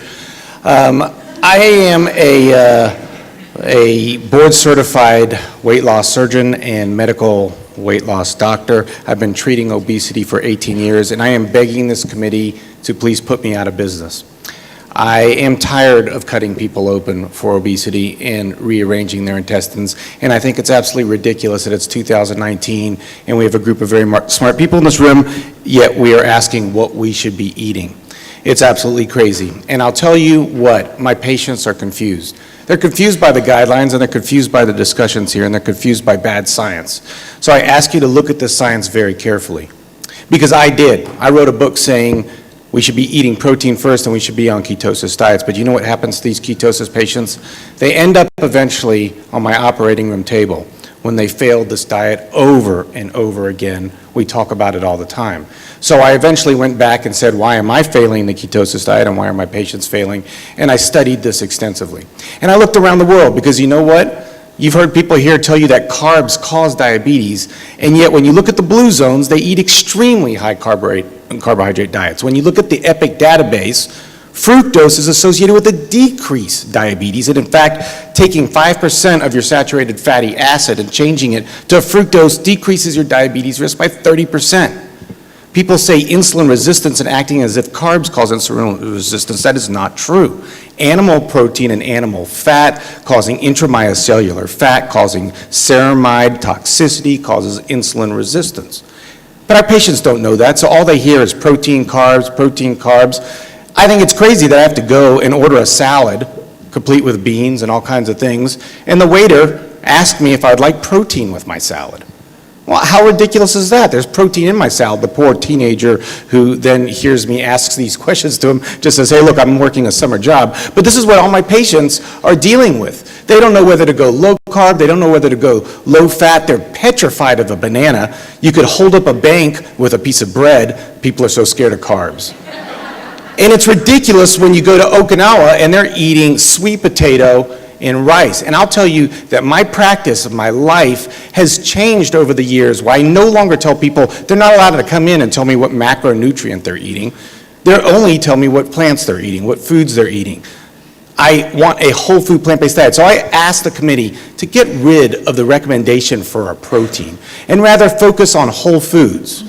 The questions out there are complicated, but the answer is simple, and I refer to Michael Pollan. Eat real foods, mostly plants, not too much. Thank you. Commenter 56. Good morning. I'm Jill Nichols. I oversee scientific and regulatory affairs at National Dairy Council. And this morning, I'd like to share 3 points for the committee's consideration. First, milk, cheese, and yogurt contribute nutritional value to the food supply.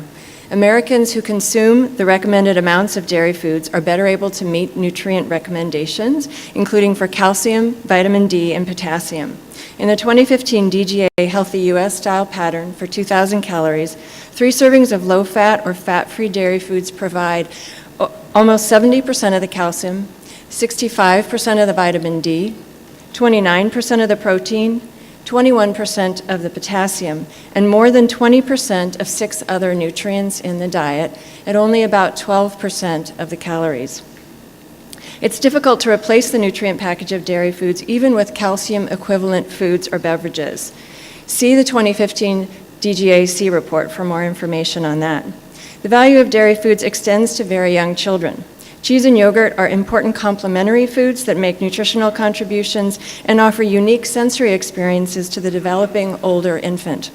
As infants age into toddlers with the allowance of milk at 1 year, dairy nutrients continue to support growth and development, including building strong bones.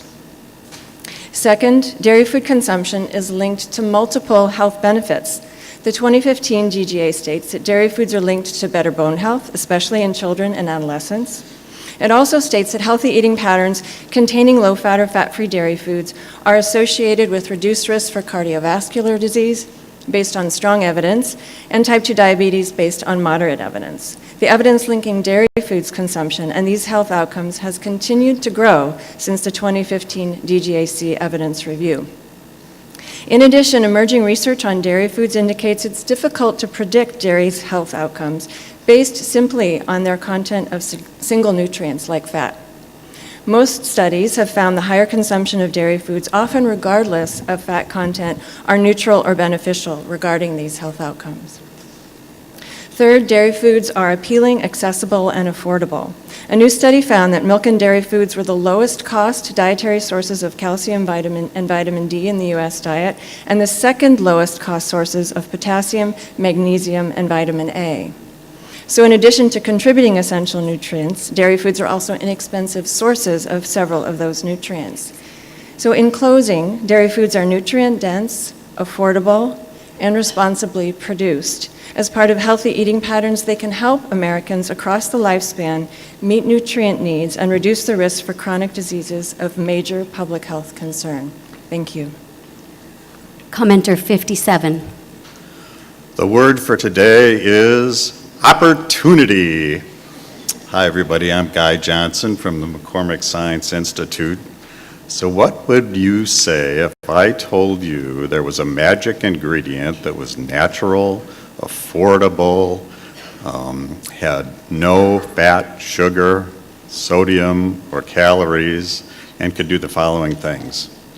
Increase vegetable consumption among high school kids at a cafeteria by 15 to 20% without even telling them about it.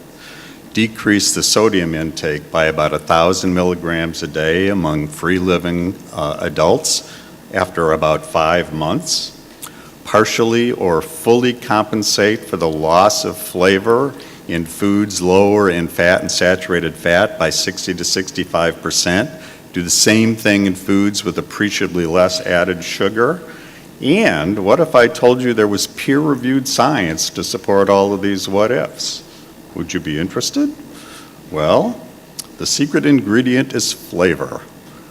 Flavor from spices and herbs in this case. It's no secret, though, that flavor is really the most important factor about why people eat the foods that they do. IFIC has data that goes back decades showing that the number one reason people make the choices they do is the way that foods taste. So the opportunity is simply to think about the fact that flavor is what drives dietary guidelines. If they're not implemented, they're just an academic exercise. Now, there's a good start in the current guidelines, which talk about using spices and herbs instead of salt to add flavor to foods.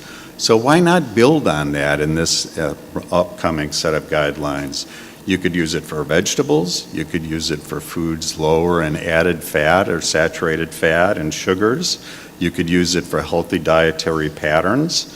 And you don't need new systematic reviews to enable you to do this, because what you're doing is talking about enabling recommendations that are already there, not creating new ones. CNPP does a great job of helping people figure out how to make healthier choices, but you can give them really powerful tools by just talking about the importance of flavor in your report to the departments. The opportunity is now. Thank you. I believe commenter 58 is not present, so we'll move on. Commenter 59. Thank you. I'm Jamie Bales, and I'm a pediatrician and pediatric endocrinologist from Huntington, West Virginia. And I've been in practice for 25 years, and I've referred a lot of patients get referred to me because of overweight and obesity in children. In the first 5 years of my practice, I've followed the American Academy of Pediatrics guidelines and have placed all these children on low-fat diets, encouraging more fruits and vegetables, encouraging whole grains, and more exercise. And one of our pediatric residents did a research project, and he looked at 75 patients that I had placed on these low-fat diets and referred them all to dietitians. And what he found was stunning to me. He found that none of them lost weight, not one. And they all gained weight at the same rate, and some gained weight even faster. Well, this was confusing. I thought I was doing a pretty good job. And so as a good pediatrician, I was sure that these patients just weren't following my guidelines. And so after some reflection, though, and actually doing some research, I came to a different conclusion. Perhaps that fat wasn't the problem. And physiologically, it makes sense. Carbohydrates and sugar stimulate insulin secretion, and insulin is a hormone that stimulates fat storage. So 20 years ago, I started a different approach. And I was skeptical. I didn't know if it would work, but the first patient I saw was a 10-year-old girl, and she lost 14 pounds in 2 months, 24 pounds in 4 months, and she continued to lose weight until she reached her ideal weight, a total of 50 pounds. I have since gone on to see hundreds and hundreds of growing children lose life-changing amounts of weight by restricting sugar and carbohydrate intake. To a T, the parents tell me the kids feel better. They have more energy, they're less hungry, and they end up actually eating less. I have seen several growing kids lose over 100 pounds. Talk about life-changing and self-esteem improvement. Now, about a year ago this September, I had a 16-year-old patient referred to me. He was newly diagnosed with type 2 diabetes. He was 5'2", weighed 265 pounds. His hemoglobin A1C was 11.9. He was autistic, mentally challenged, and his entire family was fairly low IQ. In 10 minutes, I was able to teach his family what foods to eat and what foods to avoid. In 4 months, his hemoglobin A1C came down to 5.4 without medication. In 12 months, he lost 102 pounds, and he's maintained his weight loss to this day. Now, I know these dietary guidelines are not geared for weight loss. But if we take these guidelines and we turn them upside down and we increase our fat and cut out our carbohydrate intake, we see tremendous weight loss. So our goal should be to prevent obesity, and it starts with a more balanced approach. Thank you. Commenter 60.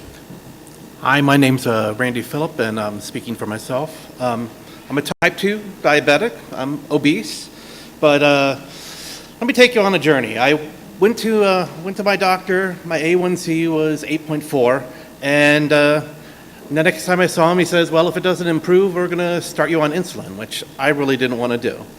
I picked up Jason Fung's book, The Obesity Code, and actually listened to it as I was driving to the Poconos and back. And after that, I started a protocol of a ketogenic diet and intermittent fasting, and my A1C went down to 7.8. 6 months later, it was 5.7, and then 6 months later after that, it was 5.7 again. It's really helped me.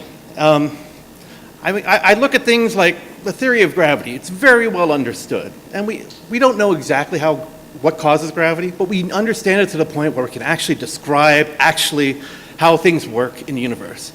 And when it comes to nutrition, I think we should try to aspire to get that level of understanding. I mean, there are lots of theories that I think we really should go out and start questioning, like the cholesterol lipid hypothesis, the calories in, calories out model. I mean, Jason Fung talks more based on a hormonal model, and I think it's a lot more useful to me than doing calories in, calories out. And also the hormonal model, two-compartment model that Jason Fung has talked about, actually explains the problems with the calorie in, calorie out model. What I'd like to do is I'd like to ask you to really think about all the theories that you're basing the dietary guidelines on, and really consider, like, what is the current science out there? I mean, what exactly are the current theories? And start questioning them. Start really evaluating the science behind it. I mean, look in terms of like observational studies really provide correlation, but they really don't provide any causation. And I could sit here and list crazy correlations you have that are completely meaningless, like, excuse me, but that's what I'm concerned about. But thank you for your time, and I hope you take this in the appropriate light. Thank you. Thank you. Commenter 61. Good morning. I'm John Cox with the Soy Foods Association of North America. Our member companies suggest that the committee consider recent developments in 3 areas. Number 1, increasing consumer interest in plant-based foods and the unique role of soy as a high-quality plant-based source of protein. Number 2, data supporting soy milk as the best alternative for cow's milk.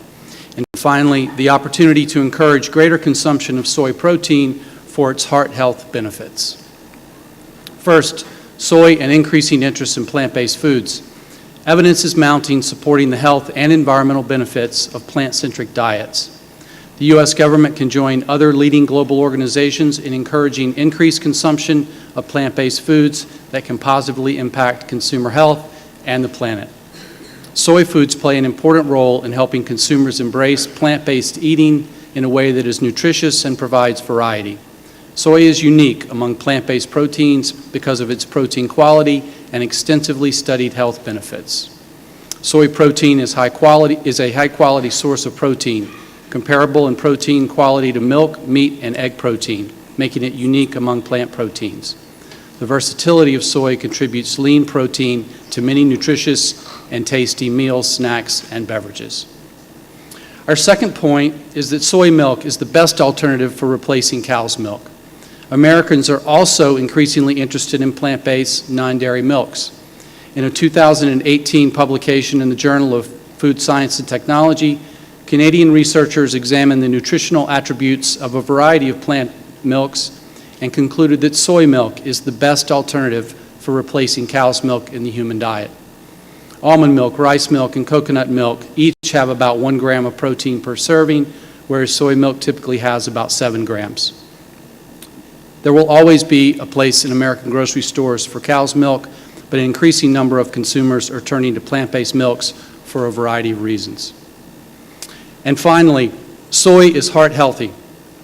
There is agreement across numerous studies that soy lowers cholesterol with both intrinsic and extrinsic effects. The studies demonstrate that soy has a positive replacement or extrinsic effect when incorporated in a balanced diet. But soy also has an intrinsic ability to lower cholesterol. The totality of evidence continues to support the inclusion of 25 grams of soy protein a day as part of a diet low in saturated fat and cholesterol to reduce the risk of heart disease. In closing, there's opportunity through the guidelines to help consumers make better dietary choices that can positively impact personal health and the environment. We hope that the committee will use your important platform to help Americans understand that soy is the preferred source of plant protein. Thank you. Commenter 62. Good morning. Neil Cooper with the Southeast Permanente Medical Group, speaking for myself. First of all, thank you for the important work that you are pursuing on behalf of all Americans. I'm a physician and have no financial support from the food or nutrition industry. Today, I represent frontline physicians who deal with the epidemic of chronic disease every day. Lifestyle disease accounts for 81% of hospital admissions, 91% of all prescriptions, and 76% of all physician visits. Chronic diseases are responsible for 70% of deaths in the U.S. I'm here today not to point to the scientific papers that you are already reviewing. I'm here to simply testify that when patients eat more plants and less animals, there is an absolute decrease in morbidity and a frontline win against the chronic disease battle. As a certified lifestyle medicine physician, I have the opportunity to work with patients making dietary transitions to a whole food plant-based diet. I work with a large medical group practice helping institute plant-based wellness challenges for hundreds of providers and support staff. I've witnessed a patient with multiple sclerosis whose white matter plaques completely resolved after 6 months on a plant-based diet. I've seen the patient with refractory psoriasis clear their skin completely after 21 days of a whole food plant-based diet. I've seen the patient whose rheumatoid symptoms resolved after instituting a plant-based diet, and the patient whose total cholesterol dropped from 300 to 180 in 21 days of a plant-based diet. After my own myocardial infarction, I converted to a whole food plant-based diet and have personally experienced the benefits, normalization of all inflammatory biomarkers, no medication requirement, and feeling more energetic than ever. Healthcare providers today are better educated about the importance of prescribing a proper dietary pattern, but the plethora of opinions regarding what constitutes a healthy diet is confusing and often contradictory. We need strong guidelines. Using the current science that you rigorously review, do not hesitate to set the dietary guideline bar at a high level, more plant-based and less processed and animal foods. The argument that vegetarian dietary patterns are not practical for Americans is illogical and paternalistic. No one wants to be sick. When sick patients are given proper information and dietary guidelines, the majority make a change. As you review the preponderance of evidence demonstrating that a diet rich in fruits, vegetables, whole grains, pulses, nuts, and seeds confers population health benefits, please remember that the science translates to successful health outcomes on a one-to-one frontline experience every day. Thank you. Thank you. I believe commenter 63 is not present, so we'll move on. Commenter 64. Hello, my name is Dr. Sarah Hallberg, and I work for Indiana University Health and Verta Health, and I am pleased to be here today. I have worked in the obesity field for almost 25 years. I want to start out with a really critical issue that was discussed yesterday, which is that a low carbohydrate diet may potentially be defined as less than 45% of calories from carbohydrates. Let me be very clear. As one of the foremost experts in this field, that is not a low carbohydrate diet. The scientific literature strongly suggests that there are no advantage to that degree of carbohydrate restriction in either keeping people well or restoring health. A low carbohydrate diet is under 30% of calories from carbohydrates, and the best results in metabolic disease and obesity is with a very low carbohydrate intake, which is under 50 grams of carbohydrates a day or around 10% of calories. I worked for years as an internal medicine physician in primary care, and I instructed my patients to follow the dietary guidelines. My patients brought back their food records, talked of their new exercise programs, and got sicker and more obese. I got more despondent as a provider. I was not helping them at all. Then I spent a year scouring the scientific literature on how I was going to solve the unsolvable problem. I discovered a low-carb eating pattern, and the hardest thing for me to do was make peace with the fact that despite my best intentions, I had previously been making my patients worse, not better, with my advice. I founded the obesity program at Indiana University Health Arnett as a low-carbohydrate program almost a decade ago. The results we saw were almost unbelievable. People losing weight, regaining their health, reversing hypertension, fatty liver disease, lipid disorders, and type 2 diabetes. I am now the PI on the largest and longest controlled clinical trial ever to look at very low carbohydrate nutrition interventions for type 2 diabetes, and here are our results. At 1 year, 60% of the 262 intervention patients had reversed their diagnosis of type 2 diabetes. At 2 years, this number remained at 54%, and our patients had lost an average of 12% of their body weight, an average of 30 pounds, while improving their 10-year cardiovascular risk score. Let me repeat, 54% of patients with a diagnosis of type 2 diabetes had reversed out of this disease. Compare this with the Women's Health Initiative, which tested the dietary guidelines and found that they did nothing to prevent diabetes or cardiovascular disease risk reduction and resulted in less than 5 pounds of weight loss at a year. I think it is very important to review the enormous body of clinical trial evidence for a low carbohydrate eating pattern in obesity and early metabolic disease. Did you know that a very low carbohydrate eating pattern does not change plasma saturated fat, yet a high carbohydrate diet increases it? This is one of a number of studies that cannot be ignored. Commenter 65. Good morning. I am Albert Lear, Director of Science and Research for the International Bottled Water Association, known as IBWA. IBWA represents all segments of the bottled water industry, including spring, artesian, mineral, sparkling, and purified bottled waters. Founded in 1958, IBWA member companies include domestic and international bottlers, distributors, and suppliers. IBWA represents small, medium, and large companies, including many family-owned businesses. Water, including tap, filtered, and bottled, plays a vital role in supporting nutritional health. IBWA applauds the 2015 Dietary Guidelines for recognizing the importance of water in a healthy diet.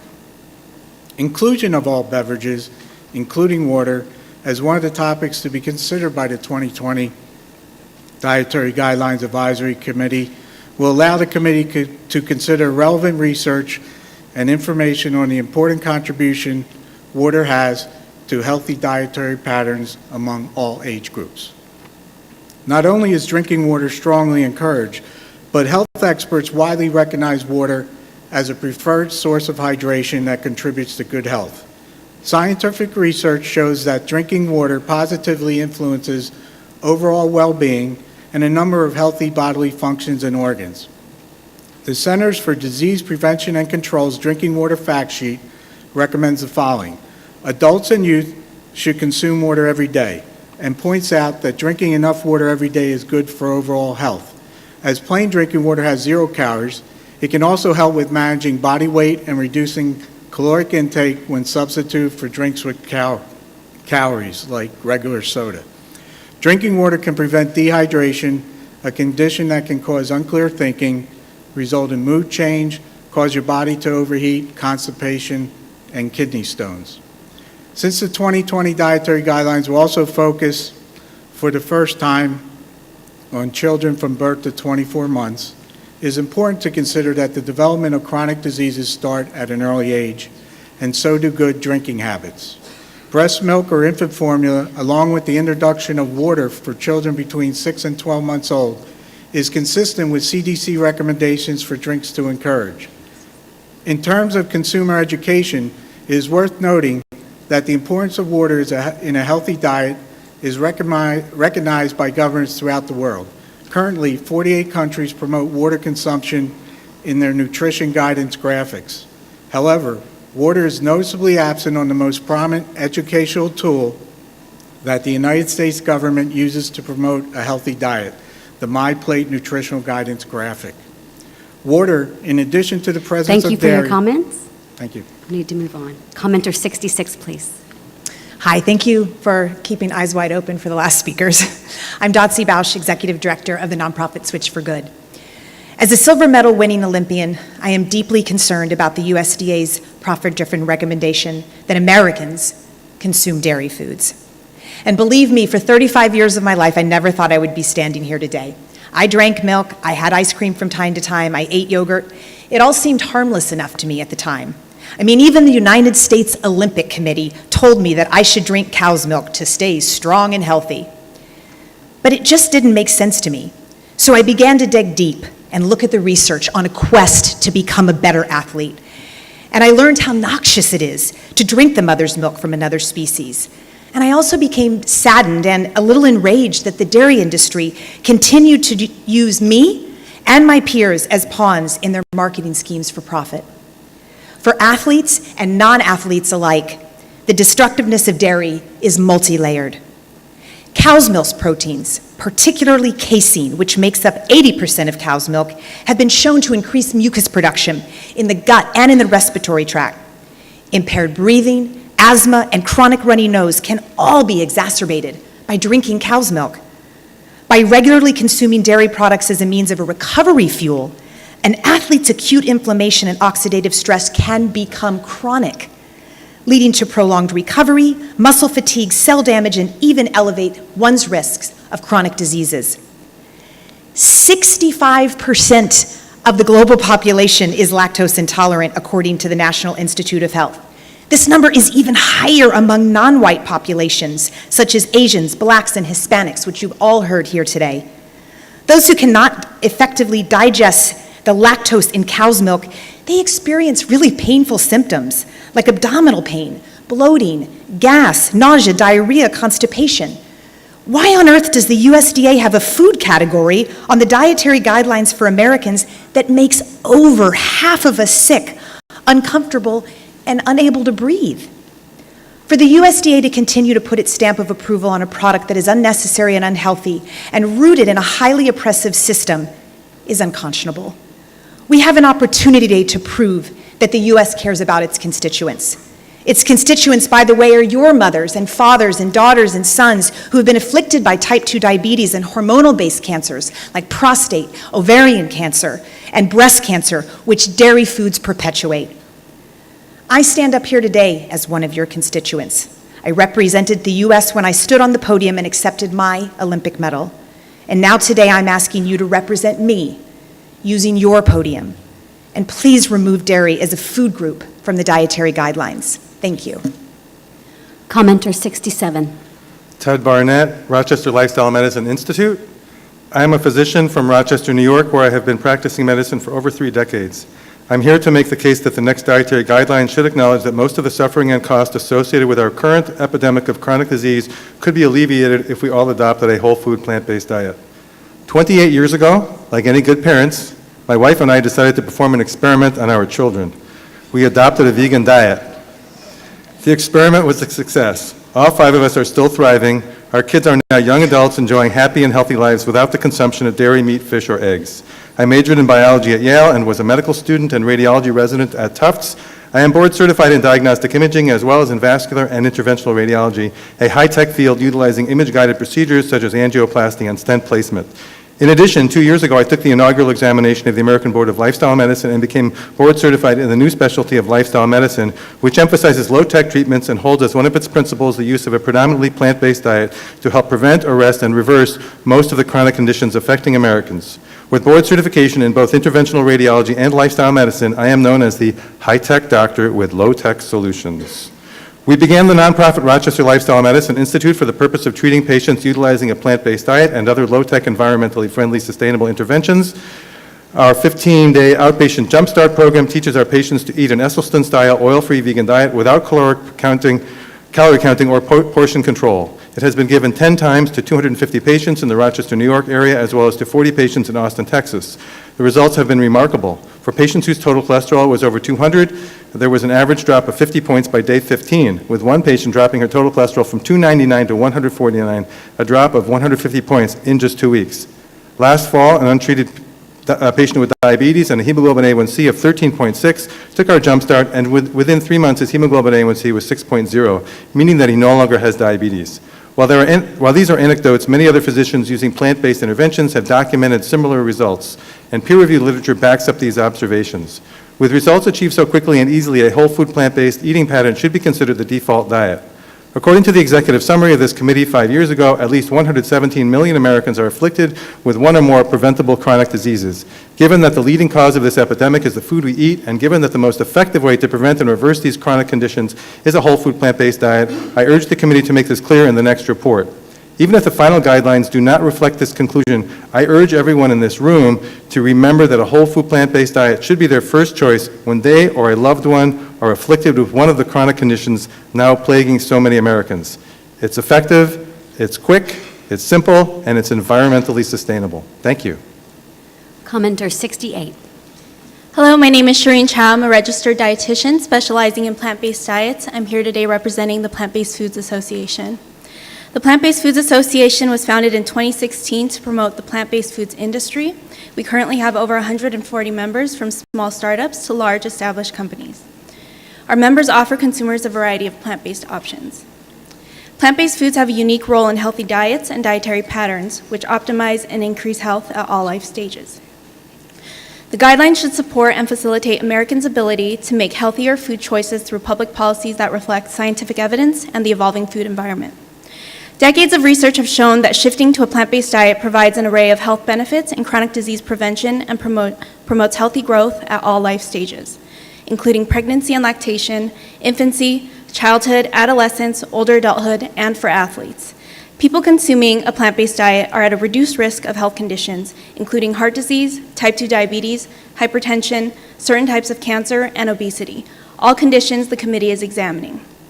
The 2015 Dietary Guidelines concluded that the three main patterns to support healthy eating, the healthy vegetarian, Mediterranean, and U.S. patterns, were all nutrient-dense and plant-centric. These patterns emphasize higher consumption of fruits, vegetables, whole grains, legumes, nuts, and seeds, lower in animal foods, lower in sugar-sweetened beverages and foods. These plant-centric patterns emerge to help Americans increase intake of nutrients that are underconsumed, including vitamins A, E, C, folate, magnesium, potassium, and fiber. A diet rich in plant foods tend to be higher in all these nutrients and has health-protective phytochemicals and fiber, which are exclusively found in plants. Also, calcium and vitamin D were noted as nutrients of public concern, with recommendations to increase dairy.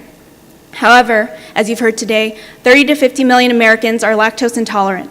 Fortified plant milks are accessible and nutritious that can provide the same amounts or sometimes more calcium and vitamin D as dairy. Plant-based milks support those avoiding dairy due to health, culture, and lifestyle choices. In addition to plant-based milks, many other plant-based foods are excellent sources of calcium. Finally, plant-based sources of protein are nutritionally superior to animal sources for several reasons. Plant-based protein sources such as nuts and seeds, legumes, including all beans, lentils, peas, and soy foods, provide essential amino acids and are excellent sources of both soluble and insoluble fibers. Regular intake of these foods is associated with a lower risk of cardiovascular disease, colon cancer, and type 2 diabetes. Data shows that more Americans are interested in incorporating more plant-based options into their diets. This is a very positive shift the committee should encourage further and recommend more availability of these options in institutions nationwide. As the committee evaluates ways to develop patterns that promote long-term health, it is critical to provide guidance establishing plant-based foods as the foundation for optimal health. Thank you. Commenter 69. Hello, my name is Dr. Milton Mills. I'm here on behalf of Gilead Medical Group. I have no relationship whatsoever to the pharmaceutical company. I work as an internal medicine and critical care physician in the DC metro area, and so I practice both outpatient and hospital-based medicine. I actually came here this morning to call out the racism that is inherent in the U.S. Dietary Guidelines, but then as I got to look at this committee, I suddenly understood why it's such an intractable problem.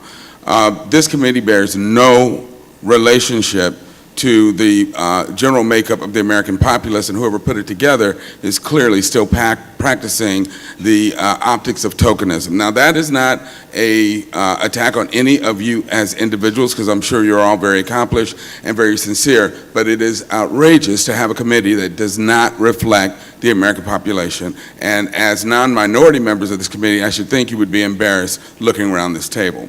But anyway, I want to talk about the health profiles of communities of color, which, as we know, are generally much worse than the general population. And why is that? It has to do with the guidelines coming out of this committee. I was co-author on a paper published in 1999 called Racial Bias in U.S. Dietary Guidelines, 2 parts. I would encourage you to look it up and read it. But I have actually seen illness caused by your guidelines. As people have already mentioned, the vast majority of people of color in this country are intolerant of the lactose that's in milk. Yet, because they think they have to eat this stuff, they go out, eat it, get sick, and think that they have some sort of intestinal problem.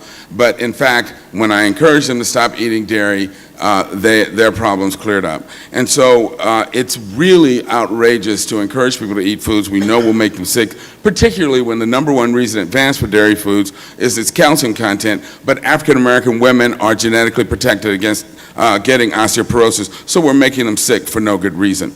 People who trash carbs left, right, and center here and never mention glycemic index. Whole food carbs that have their fiber are excellent. the ones that have their fiber removed, those are the problems. It's not carbs, it's the processed carbs. And lastly, there is no scientific or nutritional reason for people to be consuming dairy products. We have no more reason to suck on the teats of a cow than we have to suck on the breasts of a postpartum weasel.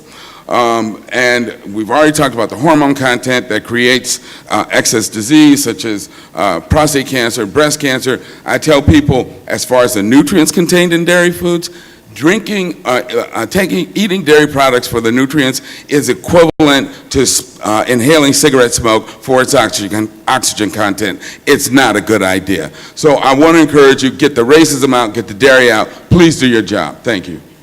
Commenter 70. My name is Eric O'Gray. I'm a private citizen, and I'm here because I believe that this committee can and must resolve the current America's current pandemic of obesity and chronic disease. 10 years ago, at age 50, I was 340 pounds on 15 different medications, including 200 units of insulin a day for type 2 diabetes and every other thing that you can imagine. I had been morbidly obese for 25 years, and I didn't know why, and nobody could tell me why. I kept going from doctor to doctor, and I couldn't get a solution. I was eating what everybody else was eating. What was the problem with me? And so, one day at a physical, my doctor told me he'd run out of options, and my option really, unless I wanted 2/3 of my stomach removed, was to purchase a cemetery plot because he didn't know anything else that he could advise me to do. So then I decided to get a second opinion. In my second opinion, I found a doctor, and she sat down with me and she said, I'm going to prescribe for you two things. I'm going to tell you to get a rescue dog from your local shelter because you need a little bit of exercise, and I'm also going to prescribe a whole food plant-based diet. And I'd never heard of that before, so it was really interesting. At that point, I had tried every diet ever commercially marketed in America, and I was able, including I'd cycled on and off Atkins for about 20 years. I was always able to lose a little bit of weight, but then I would put it back on, and I never knew why. And when I failed on each of these diets, I would feel shame, and I would just go back and crawl back in my hole not knowing what to do. Now, on this new diet, I lost 150 pounds in 10 months. It felt effortless. I felt better than I'd ever felt in my entire life. And after 3 weeks, I'd lost 20 pounds, and I went back and I said, it feels like a miracle has happened. My energy is through the roof. My mental clarity is like nothing I've ever experienced. I feel like I've experienced a miracle or emerged from the matrix. What has happened to me? And she said, you're starting to feel normal. Apparently, I'd never felt normal before. Now, it is true that humans can feel good and lose weight with either whole food plant-based nutrition or a low-carb, high-fat eating pattern. But I beg you to consider the long-term ramifications of each of these. As has been shown in long-term large population studies going back over 50 years to Framingham, high cholesterol is associated with heart disease. Most Americans who consume animal products need statins to control their cholesterol. Several large-scale long-term studies show that vegan populations have the best longevity and lowest chronic disease. And there is no study suggesting that keto or any other low-carb, high-fat diet improve longevity or reduce heart disease or cancer as there is with vegan diets.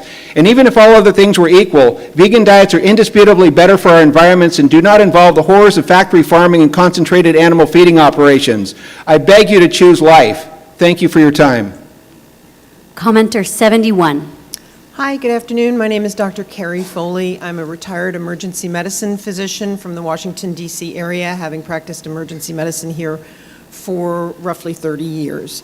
The emergency that I concern myself with now is our epidemic of obesity, heart disease, diabetes, and other purely foodborne illnesses that are sickening us and overwhelming our healthcare system. It is no secret that nutrition is not taught to our healthcare providers, which is a glaring error, given that most of our chronic diseases not only are preventable, but often reversible with proper nutrition. Every time we eat, we are either feeding disease or we are fueling our health. I became interested in this personally because I watched my mother die from Alzheimer's disease as her mother had died before her, and I was determined not to have that befall me. So the more I read, the more I studied up, it's the food. There's just no question in my mind about it. It's the food. Our healthcare system is bankrupting us, taking care of what are really preventable diseases. Your task, therefore, I see as a tremendous opportunity and a sacred responsibility to lead us towards wellness. The topic that I chose to hone in on today is something others have spoken about, but I believe it bears repeating, and it's dairy. We are the only species that continues to consume dairy after the age of weaning, and the dairy that we consume is that of another mammal, which makes zero sense. It's sort of gross if you think about it. We're also culturally acclimated into this reality that we all accept this very weird fact. But when we include dairy into our dietary recommendations, we do so at the expense of the health of our children and ourselves. Milk does not do a body good unless you're a baby cow. That slogan is not science, it's marketing and nothing more.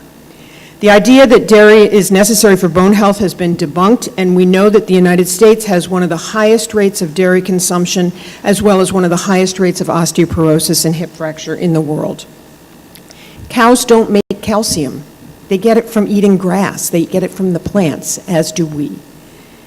Because we were never physiologically meant to drink cow's milk, the majority of Americans have some degree of lactose intolerance, as others have covered. And then when we dictate that kids eat dairy in school every day, we are making them sick every day. It's really unconscionable. Dairy is laden with saturated fat and cholesterol, which add to the cardiovascular disease burden, which we absolutely know from autopsy studies starts in childhood. Past dietary guidelines have instructed people to decrease their intake of saturated fat and cholesterol, but that messaging is purposely confusing to people. We need to clearly tell them what foods to eliminate, such as dairy, eggs, and meat for their optimum health.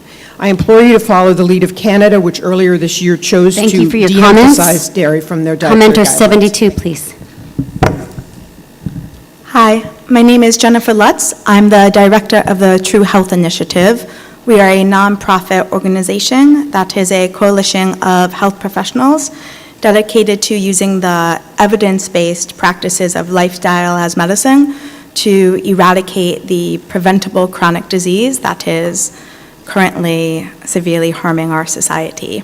As such, I'm here today to advise the committee to recommend the foods and dietary patterns that are best for human health, both directly and indirectly, via the environmental effects of producing these foods. Specifically, we believe this should extend to protein foods.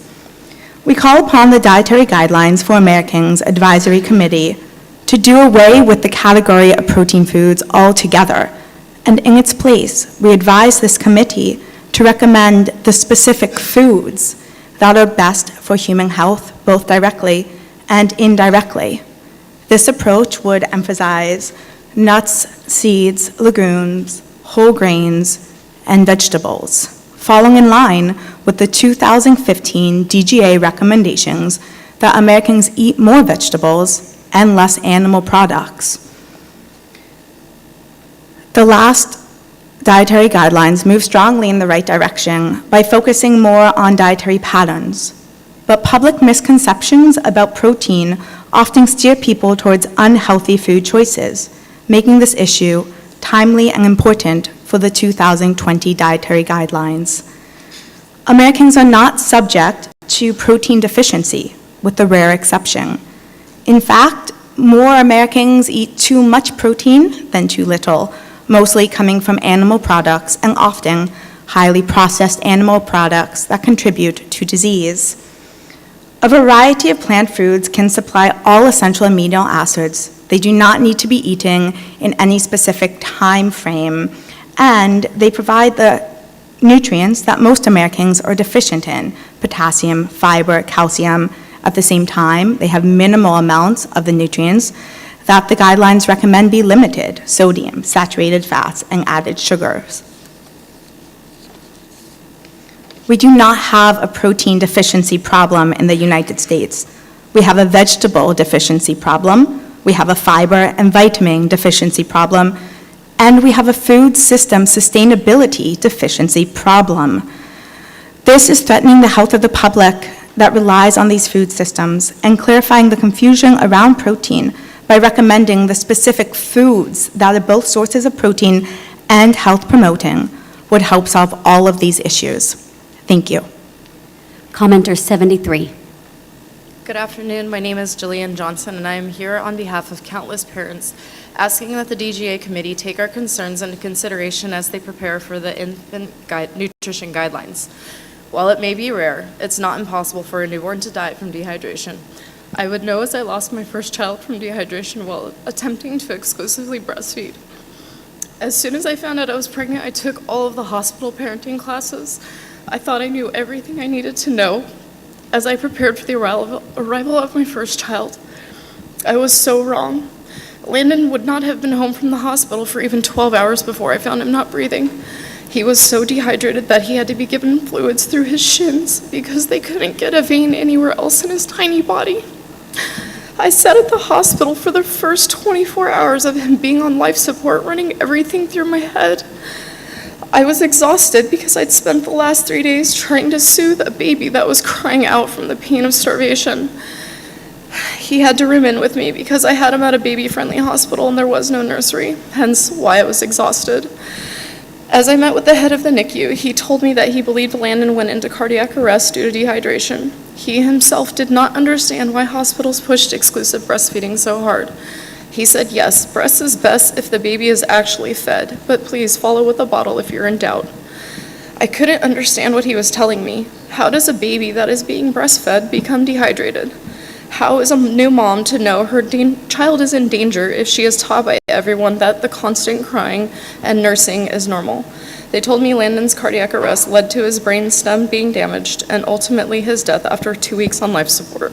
Just like that, my beautiful baby, who was perfectly healthy when he was born, was gone. It's been more than 7 years, and I still find it to be ludicrous. How foolish do you think it sounds when people ask me how he died? He starved to death because I didn't give him a bottle. My body failed me, and my milk didn't come in until he was on life support. Not a day goes by that I don't have to live with the thought that my son's death was 1,000% preventable, and it still happens every day. I was not given the tools I needed up front. The education that was provided at the hospital and in all of the literature pushed breast is best and formula is poison, and I was brainwashed not to give him formula. The classes didn't teach you the what ifs. What if my milk doesn't come in? What if I don't get enough? What are the signs that something's wrong? I was set up to fail from day one. Most people are fortunate enough to not have their situations end as horribly as mine, but no child should ever come that close. No prescription should have to be written for a baby to be supplemented. Hospital feeding classes should be required to educate on supplementation, whether it's donor milk or formula. And the risks of not supplementing should be very obvious and put in front of new parents. My son died, and that's why I'm here, because this is still happening to other babies. So on behalf of all the parents out there, I'm asking that you guys please put into place standard practices and patient education guidelines so that we can protect newborns from these 100% preventable negative outcomes. Thank you. Commenter 74. Thank you for sharing that. My name is Tamara Hasbun. I'm a family physician and obesity medicine physician practicing in Lafayette, Indiana. Thank you so much for allowing me to speak to you today. I'm here to request that a low-carbohydrate diet be included as an acceptable diet in the 2020 U.S. Dietary Guidelines. I've been practicing medicine for 21 years. My family medicine practice consisted of wonderful patients, many of whom had metabolic syndrome and obesity. I managed them the way I was trained, with medicines and instructing them to follow a low-fat diet. Unfortunately, over time, many of these patients became sicker, and I found myself chasing their blood sugars and lipids and blood pressures with more and more medicines. In 2013, I began learning about low-carbohydrate diets as a way of improving metabolic health. I was skeptical at first, but after reviewing the literature, I gradually integrated low-carbohydrate into my practice. My patients started to get healthier. I had such phenomenal success that in 2016, I completely switched the focus of my practice to obesity medicine and metabolic health. In my obesity clinic, I teach my patients how to eat a low-carbohydrate, moderate protein, high fat diet. For adults, we start with 50 to 75 grams of carbohydrates per day and then often reduce to 30 grams a day. For kids, we shoot for 60 grams of carbs per day. Initially, when I explain a low-carb diet to my patients, they are flabbergasted. They cannot believe that a doctor is telling them to increase their dietary fat because they have been told for their whole lives that in order to be healthy, they must eat low fat. As my patients progress through my program, learning to eat low carb, high fat, I'm often able to remove medications, including those for blood sugar and blood pressure. I also see their lipids improve. I have so many stories of patients who have been successful in my program. Those who've gotten off insulin, patients who've lost 100 pounds, but I'm going to close with a story about a teenager named Chad, because really, we need to change the guidelines so the kids have a healthy future. 16-year-old Chad came to my clinic with a percent body fat of 32, which is considered obese. He was a high school swimmer and worked out 2 hours per day year-round. He was frustrated because he had obesity and pre-diabetes, even though he was an athlete. Over the next 6 months, my team taught him how to reduce his carbs, eat moderate protein, and increase his dietary fat. His blood sugars improved, and so did his weight. We've got to include low carb in the dietary guidelines. It's imperative for the health of our country and especially the health of our children. Speaker 75, thank you. Good afternoon. I'm Hai Wen Win here on behalf of the Council for Responsible Nutrition. First, we commend the committee and the USDA and HHS staff for implementing what has become the most transparent dietary guidelines process yet. With limited time and resources, you have done a tremendous job. The Dietary Guidelines for Americans is a critical effort to improve and promote public health through nutrition. While the focus is on healthy dietary patterns that include a wide array of foods, it is also prudent to consider the potential contribution dietary supplements can make to these healthy dietary patterns in targeted populations and more broadly. Regarding birth to 24 months and pregnancy and lactation life stages, we recommend the advisory committee consider the variety of infant feeding options, taking into account practicality and flexibility with the goal of supporting healthy mothers and healthy babies. Prenatal multivitamins are widely recommended to women before and during pregnancy and often postpartum for breastfeeding women to ensure adequate intake of nutrients. A recent study suggests that pregnant women in the U.S. do not meet recommendations for key essential nutrients and that dietary supplements reduce the risk of inadequacy.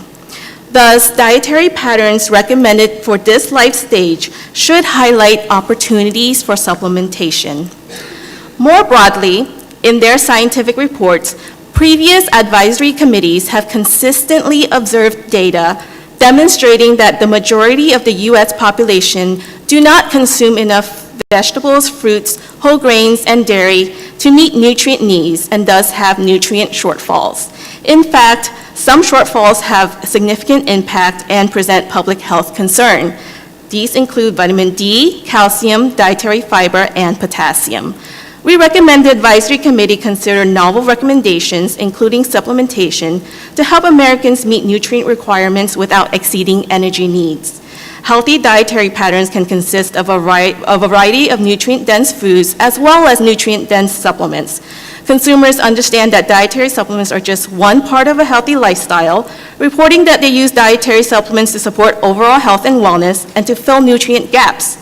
In addition, data demonstrates that supplement users are more likely than non-supplement users to engage in health-promoting habits, such as eating a healthy diet and incorporating regular physical activity.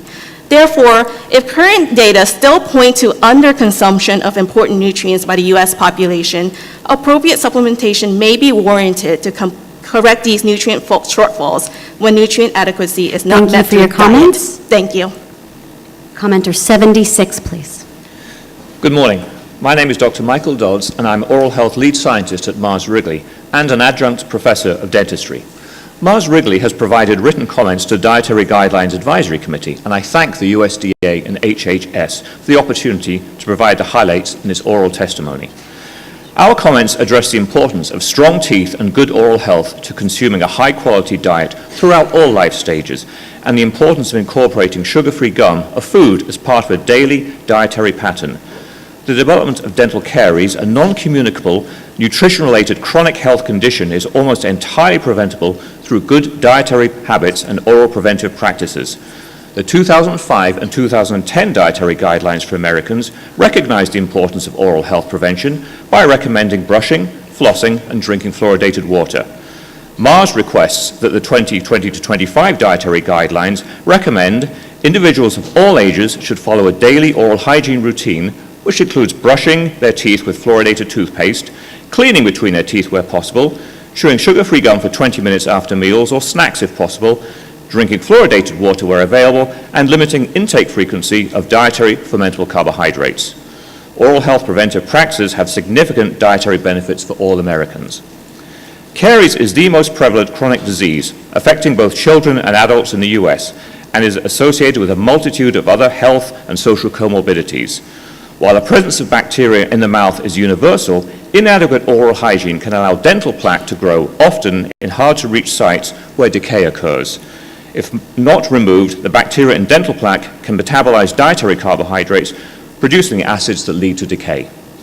The frequency of intake of fermentable carbohydrates during the day can be more important than the total amount of sugars consumed for caries development. Eating habits are changing, with individuals snacking throughout the day, often while on the go. At a high frequency of consumption, fermentable carbohydrates, even in healthy snacks such as fruits, fruit juices, and energy bars, can cause the pH of the plaque to drop, putting teeth at risk for decay. Routine oral health preventive practices can reduce the plaque and decay. Saliva is a mouth's natural healing force, which neutralizes acids and provides minerals to repair and reverse early decay. Extensive research has shown sugar-free gum after meals can stimulate saliva to neutralize plaque acids, thus reducing decay. The European Union and Canada have approved health claims for chewing sugar-free gum, and dental associations worldwide, including the American Dental Association, have endorsed the role of gum in reducing dental decay. I thank you for the opportunity to provide these comments. Commenter 77. Good afternoon. My name is Eric Sodokov. I would like to thank the members of the committee for allowing me to speak before you today and doing its important work.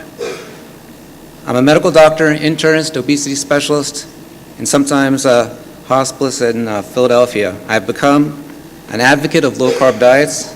I traveled here because I would like the DGA committee to give serious consideration to the evidence-based supporting the utility of low-carb diets in preventing and reversing metabolic disease. During my 20 years of practice, there has been a dramatic rise in type 2 diabetes and obesity, yet the DGA has done nothing to arrest it, and I suspect it might actually be contributing to the epidemic. I practiced conventional style medicine for 15 years of my early career. I rapidly churned through patients while writing a lot of drug prescriptions, which, truth be told, didn't do anything but mask the symptoms of chronic disease. Then 5 years ago, feeling rather burnt out, and I read a startling book by two journalists that introduced me to the scientific literature supporting low-carbohydrate diet to promote human nutrition, a body of literature that is still not found in the DGA. Now, in defiance of the DGA patterns, I teach low-carb diets to my patients, in whom I see marked quantifiable improvements in multiple health factors, both objective and subjective, while using less medicine, and I simply love my job now. Roughly, 3/4 of the patients who I find on my hospital list every morning are there with preventable diseases, such as diabetic kidney infections, dental disease, cholecystitis, diverticulitis, kidney failure from diabetes and hypertension, coronary disease, arrhythmia, and most troublesome, suffocation from excess body fat, among many others. All three of the USDA HSS dietary guidelines call for 55% of fattening non-essential carbohydrates. It is crucial that we get the DGA right this time, and because its influence trickles down throughout society.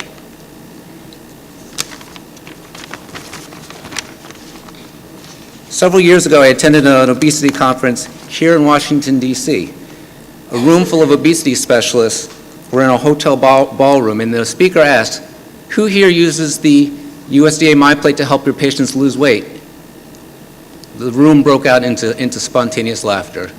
This is not a laughing matter. We do need to get this right. We do need to command respect from the dietary guidelines. Thank you very much. Commenter 78.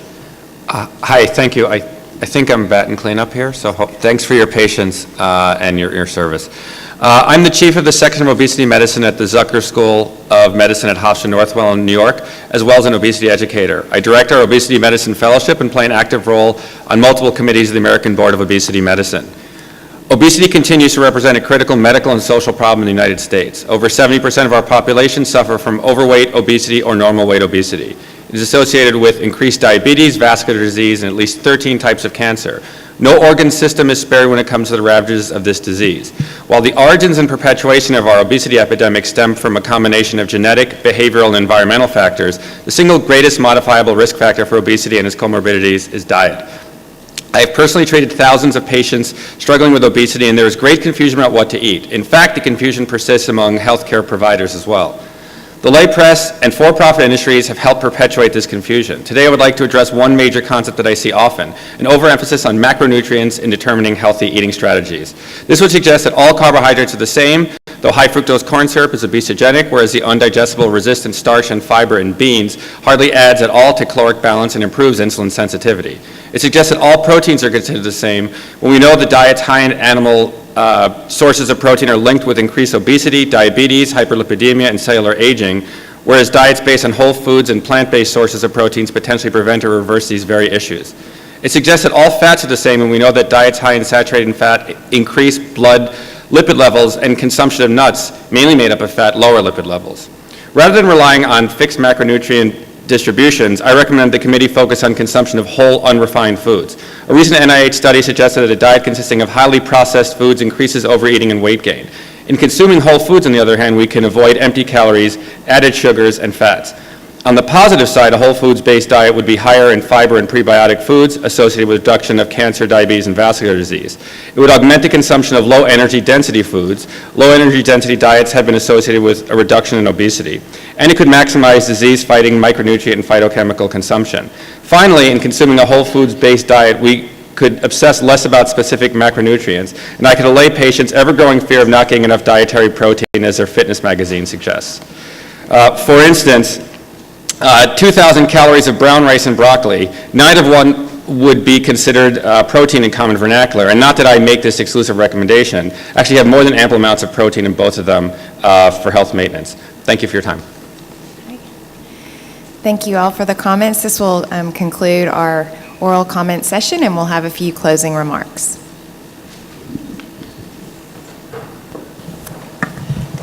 As the chair of the DGA committee, I do want to extend my appreciation to all of you for being with us for most of you were here yesterday, but being with us this morning and providing your comments. The committee takes very seriously the role of the public in providing input, either through these oral comments or through the written comments. And I remind you all that the written comment period is open for the period that the DGAC is meeting. So we once again encourage you to use that route as well. But on behalf of the committee, we really appreciate your being here, sticking to the time. We appreciate the staff managing this in a way that we were able to hear so many of you, even more than we had originally thought we would be able to hear in this public hearing. So thank you. Yes, thank you. And we did end up, we pushed it a little bit so we get everybody who actually came today who had registered to provide oral comments, both those who were confirmed as well as those who were on standby. So thank you for your comments. So just to quickly wrap up, this concludes meeting 2 of the 2020 committee. Here are the dates for the remaining meetings. As we've noted before, 2 of the next 3 meetings will be in Washington, D.C. The 4th meeting will be held in Houston, Texas. In addition to this meeting, meeting 4 will include an opportunity for oral comments to the committee from the public. And registration for each meeting will be announced about 1 month prior to the meeting at dietaryguidelines.gov and through our listserv. In the meantime, we encourage you to follow along at dietaryguidelines.gov. We have gotten some questions if the slides from yesterday are available. The slides are not yet available. However, the committee walked through their protocols, so the analytic frameworks, the inclusion, exclusion criteria, the definitions, the analytic plans. All of that is available through the protocols at dietaryguidelines.gov. So if you go to dietaryguidelines.gov, go to work underway in the review of the science, there's a list of topics and questions, and through each of the questions, you can see the details on the proposed approach for examining the evidence by the committee. We encourage you, as I said, to stay engaged. We do make announcements through our website and also through our listserv, and really our listserv is the way to stay up to date. If you haven't signed up for our listserv, if you go to dietaryguidelines.gov, scroll down all the way to the bottom of the page, and there's a link to stay updated, and that's how you can sign up for our listserv. And then we do want to take a minute, of course, to say thank you to the committee, but also to say thank you to the staff supporting this process. There is a team of over 60 staff who support this process in different ways from the Department of Agriculture and the Department of Health and Human Services. At USDA, most of the staff are from the Center for Nutrition Policy and Promotion, which is led by Jackie Haven, but we also have support from the Food and Nutrition Service and Agricultural Research Service. From HHS, staff are primarily from the Office of Disease Prevention and Health Promotion, which is led by Dr. Don Wright, but we also have support from the Centers for Disease Control and Prevention, the Food and Drug Administration, and the National Institutes of Health. The staff leading the process include Dr. Rick Olson and Janet DeJesus from ODPHP, and Colette Rahan and me from CMPP. Thank you to all of the federal liaisons, to the NESR staff, which is led by Dr. Julio Baggy, and to the staff who will be conducting peer review of the NESR systematic reviews, which will be coordinated by Dr. David Klurfeld, the data analysis and food pattern modeling staff, led by Dr. Tusa Rebecca Panucci, the dietaryguidelines.gov team, which is led by Elizabeth Rahavi and Stephanie Fu, the public comment team, which is led by Kristen Kogel, our staff supporting stakeholder relations and outreach, which is led by Jessica Larson and Stephanie Fu, and our staff who made this meeting happen, which was led by Jean Altman, Susan Cole, and Colette Rahan. So thank you for helping to make this a transparent, inclusive, and science-driven process. So with that, we will adjourn. We hope to see you at our next meeting on October 24th and 25th here in Washington, D.C. Thank you.